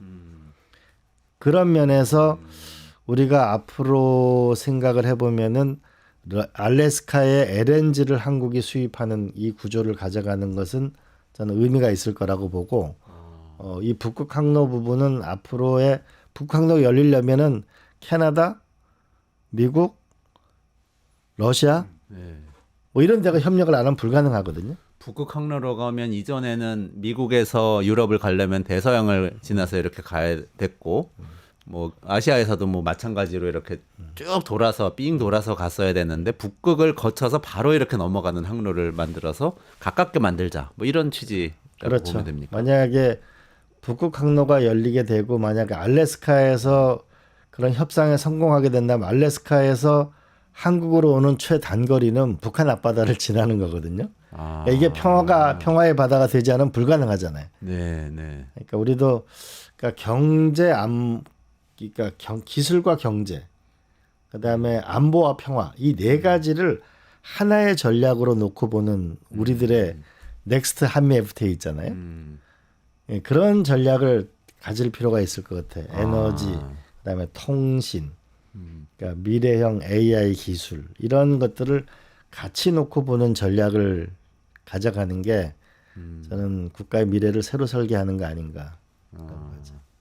우리 그 중동에서 석유 많이 대부분 수입하는데 그 미국에서 석유 수입하겠다고 제안할 수도 있는 건가요? 예컨대 셰일 오일 지금 한 뭐. 68% 정도가 중동에서 들어오게 되는데 제가 이건 이시바 시게르 그 수상하고도 그 전부터 한 8, 9년 전부터 계속 얘기하는 건데 우리가 1년에 250조 원을 에너지를 수입합니다. 우리가 94%가 그 에너지를 의존하거든요. 그러니까 일본은 1,100조를 수입합니다. 엄청난 양을 수입하죠. 그런데 이제 앞으로의 그 신재생 에너지로 가지면 앞으로 30년 정도는 LNG를 쓰게 될 것으로 본다고 하거든요. 이제 그렇게 되면은 이 LNG 수입을 우리가 잘 해 나가는 것도 좋은 협상 전략이 될 것이다라고 보죠. 그렇군요. 그 환경 얘기 관련해서 좀 여쭤볼게요. 트럼프 대통령은 취임하면은 바로 첫날에 파리 기후 협정 탈퇴할 거라고 하고 기후 변화 뭐 이거 참 스캠이라고 사기라고 여러 번 얘기도 했고 또 전기차 우대 정책 폐지하겠다고도 얘기를 한단 말이죠. 그러면 이런 상황에는 우리는 어떻게 대응을 해야 되나요? 근데 저는 꼭 막 그렇게 말대로 하진 않을 거라고 봐요. 그러니까 테슬라가 전기자동차, 일론 머스크가 전기자동차 만드는 사람 아니에요. 그러니까요. 그게 그래서 무슨 있어요? 다만 미국에서도 보면은 지금 SMR은 좀 더 기술 개발이 생각보다는 늦어지는 것 같고 네. 풍력이나 이런 걸 많이 늘리고 있거든요. 신재생 에너지를. 예, 그래서 그 흐름을 거역할 수는 없어요. 그러나 다만 그 선거 과정에서 펜실바니아에서 이 세일가스 이걸 많이 해가지고 노동자의 삶을 좋게 하겠다 이런 건 있을 거예요. 그렇죠. 프래킹 뭐 허용하자는 얘기. 그런 건 있을 겁니다. 그러니까 한편으로는 그 화석 연료에 대한 좀 더 생산은 늘리겠지만 그러나 근본적으로 신재생 에너지로 가는 거, 미국의 주요 기업들이 아리백을 하는 거 이걸 어떻게 막겠어요? 그건 전 피할 수 없을 거라고 봅니다. 근데 이때 그러면 우리가 이제 그 전기차 보조금은 어떻게 될 것인가라고 하는 부분에서의 제가 이제 미국의 그 워싱턴에 국회 사무총장 할 때 만들어 놓은 게 이제 한미 의원 사무소. 주한 미 대사가 미국의 장관들 못 만납니다. 근데 한국의 국회의원들이 가면 만납니다. 제가 일본에는 일본 대사관 전혀 도움받지 않고 다 일본 국회의원들 연락해서 만나거든요. 우리가 그렇게 돼야 되거든요. 그러면 한미 의원 사무소를 만들었는데 여기에 이제 빨리 최상목 대행이 빨리 예산을 빨리 넣어야 돼요. 그러면 이번에 우리가 미국의 우리나라 기업들이 투자한 곳에 국회의원들이 한 100명 넘거든요. 그분들을 조직해서 미국은 해당 국회의원이 자기 지역구 일에 엄청 민감하잖아요. 네, 네. 그거를 우리가 해나가면 충분히 위기를 넘어갈 수 있을 거다. 그러나 아마 우리가 생각하는 것보다는 기후위기 부분에 대해서는 뭐 중국이 좀 더 잘 실천하는 나라가 되는 그런 측면이 있을 거라고 봐져요. 그 마지막으로 이 중국 말씀하시니까 지금 하여튼 우리나라는 경제는 중국하고도 잘 지내야 되는데 지금 미중 갈등은 점점 격화되고 트럼프 행정부는 훨씬 더 또 강하게 중국을 압박하지 않을까 이런 전망이 나오고 있는데 이럴 때 어떻게 해야 됩니까? 이런 상황에서는 우리의 스탠스가 어떻게 해야 됩니까? 윤석열 이 대통령과 행정부 같은 경우에는 계속해서 즉 가치 동맹이라고 하면서 미국하고 어쨌든 전선을 같이 구축하는 방향으로 갔잖아요. 이 상황은 바뀔까요? 어떻게 보세요? 결국은 자기 실력 같아요. 그러니까 우리의 가치가 어느 정도 인정받는가라는 건데 그런 면에서 미국하고는 하이테크 쪽으로 결국은 더 긴밀할 수밖에 없을 거라고 봐요. AI 기술이나 제가 CES 가서 양자 컴퓨터를 봤는데요. 저거는 컴퓨터인가 예술 작품인가 이런 느낌을 들거든요. 그러니까 그 기술 격차가 엄청 크거든요. 그 부분에 대해서는 하이테크는 저희가 좀 더 확실하게 해야 되고 미들테크는 중국도 굉장히 기술이 발달하고 있어요. 특히 배터리 기술을 보면은 우리는 리튬을 주로 했는데 거기는 인산철을 했는데 굉장히 성능이 좋거든요. 그런 면에서 우리가 협력할 부분은 중국과 있으리라고 봐지고 근데 이 큰 틀을 한번 넘어가는데 그 올 10월 달에 이제 그 에이펙이 네네. 이제 경주에서 열리거든요. 네네네. 그러면은 10월 30일부터 경주에서 열리는데 이때 우리가 트럼프 대통령이나 시진핑 주석이나 푸틴 대통령이나 이 정상들을 한번 다 초청을 하고 일론 머스크나 손정희 회장이라는 기업인들도 다 네. 초청을 해서 한국의 이 코리아 리스크를 한 번에 날리는 거죠. 그러면 이때 우리가 한국이 무엇을 할 수 있다. 인류 사회를 위해서. 우리의 갖고 있는 기술은 뭐고 이걸 한번 프로그램을 짜서 돌파해 보는 것도 저는 하나의 방법이다. 왜냐하면 건건이 미국 중국 사이에서 이게 미국 눈치 보고 중국 눈치 보고 이래가지고 못 살아남거든요. 그렇죠. 네. 네. 우리가 가진 것. 그래서 윈윈하는 것이 무엇이다라는 프로그램을 가지고 제안을 해서 한번 이 한국의 정치적 혼란 상황을 이제 넘어서 네. 우리가 IMF 때는 금모으기로 이겨냈으니까 네네. 그런 좀 모습을 보여주면 좋지 않을까. 우리는 저 한 말씀만 제가 평소 생각하던 게 있는데 이게 미국하고 중국하고 갈등하면 그 미국이 원사이드하게 간다 이런 생각이 우리 사회에 많은 것 같아요. 네네. 특히 이제 트럼프가 집권하면서 중국에 대해서 험악한 소리를 많이 하니까 맞아요. 더 그렇게 늘 맞습니다. 생각을 하게 되는데 2023년 10월에 제이크 설리반 미 안보보좌관이 백악관 안보보좌관이 포린 어페이스에다가 기고한 글 중에 이런 대목이 있습니다. 우리는 중국에 대해서 소련 붕괴와 같은 혁신적인 최종 상태를 기대하지 않는다. 그러니까 미국이 이득을 얻겠지만 중국도 이득을 얻게 될 거다. 이게 공존할 수밖에 없다. 네, 네. 왜냐하면 중국이 너무 커졌기 때문에 현실을 인정하는 목소리들이 나오는 거거든요. 네, 네, 네. 근데 지금 이런 미국이 중국에 대해서 트럼프 행정부가 굉장히 강하게 나가지만 이게 실제로 존재론적으로 중국을 없애겠다거나 옛날 냉전처럼 이런 게 아니고 초격차를 유지하겠다라는 게 기본 전략이 네. 아닌가. 아. 그러니까 미국하고 중국이 막 죽기 살기로 서로 없애려고 하는 싸움을 벌인다라는 식으로 접근하면 제 생각에는 우리는 활로가 별로 없을 것 같아요. 우리가 이렇게 봐야 될 게 하이테크는 미국하고 중국하고 막 아주 어마어마한 경쟁을 하게 될 것이다. 근데 또 한편으로는 이 동남아시아가 약 7억 정도 되거든요. 네. 그러니까 인도하고 이렇게 있는데 여기 아마 경쟁이 어마어마하게 치열해지게 될 것입니다. 네. 그런 면에서 이 동남아에서의 우리가 입지를 갖는 것도 미중 사이에서 우리에도 중요한 것이라고 봐지거든요. 그러니까 네. 항상 저는 우리한테 이런 것 같아요. 그 한미동맹 중요하고 중국도 잘 지내야 되고 그러나 우리를 작게 보지 말자. 네. 그러니까 우리가 역량이 있는 민족이라는 거를 확실한 믿음을 가지고 계획을 근데 세워야 되는 거죠. 네. 맞습니다. 계획을 세우고 국제사회에 한국이 어떤 능력과 역량을 갖고 있다라는 걸 확실히 보여주는 건데 저는 그게 이번에 경주 엑스포에 한번 우리가 실력을 발휘했으면 좋겠다는 생각이 듭니다. 아, 그렇군요.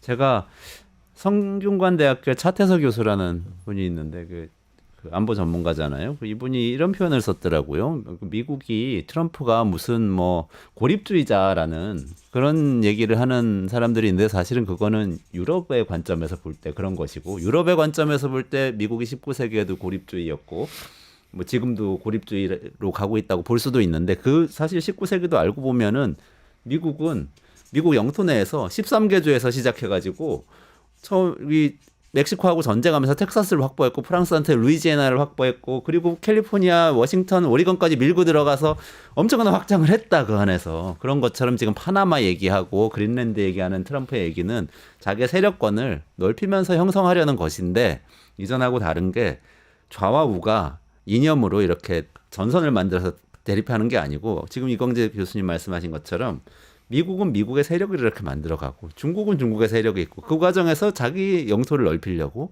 이런 싸움이 벌어지고 있는 거다. 이렇게 권력 정치라는 고립주의가 아닌 권력 정치라고 표현을 했어요. 저는 공감이 가더라고요. 하여튼 새로운 그러니까 산업혁명 이후에 그 영국이 성공하고 나서 아편 전쟁으로 중국을 압도한 거 아니에요. 그리고 나서 세계 질서가 변하는 거잖아요. 지금도 기술 전쟁에 기초한 세계 질서의 재편기에 돌입한 것이다. 아, 그러네요. 그런 면에서 이 기술 전쟁은 치열할 것이다. 네. 그러나 우리가 한편 냉정하게 보면 왜 미국이 한미일을 강조하겠어요? 옛날 일본이 아니기 때문이거든요. 네. 한국이 보태줘야 그러네요. 된다는 거고 또 하나는 중국이 왜 일본하고 한국의 비자를 먼저 해제해 주겠어요? 한국이 중요하기 때문이거든요. 네. 그러니까 우리가 갖고 있는 실력만큼 대접받는다. 아, 그렇잖아요. 이 기술력과 경제력, 군사력, 실력만큼 대접받고 또한 외교로서도 꽤 있게 너무 한쪽으로 편향되지 않고 지혜롭게 처신하는. 그러니까 우리가 비스마르크라는 독일의 그 재상이 다선주의라고 그러잖아요. 이렇게 이 다선주의 외교를 잘해 나가는 그런 것도 한미 동맹의 축은 튼튼하게 하지만은 이 다선 외교를 펴는 지혜. 그게 결국은 필요한 것이고 아마 혈투는 이 동남아와 인도 여기서 아마 엄청난 미국 중국의 시장 확보를 위한 그것이 이루어지게 될 것이다. 그렇군요. 아, 오늘 하여튼 머리에 딱 꽂히는 얘기는 우리나라가 생각보다 큰 나라고 중요한 나라고 그걸 충분히 어필해서 그 우리의 매력을 찾아서 국제사회에서 인정을 받아가면서 우리의 이 영토를 만들어 나가야 된다. 유튜브 구독하고 실시간 채팅과 댓글을 남기시면 매일매일 실천 TTCO를 드립니다.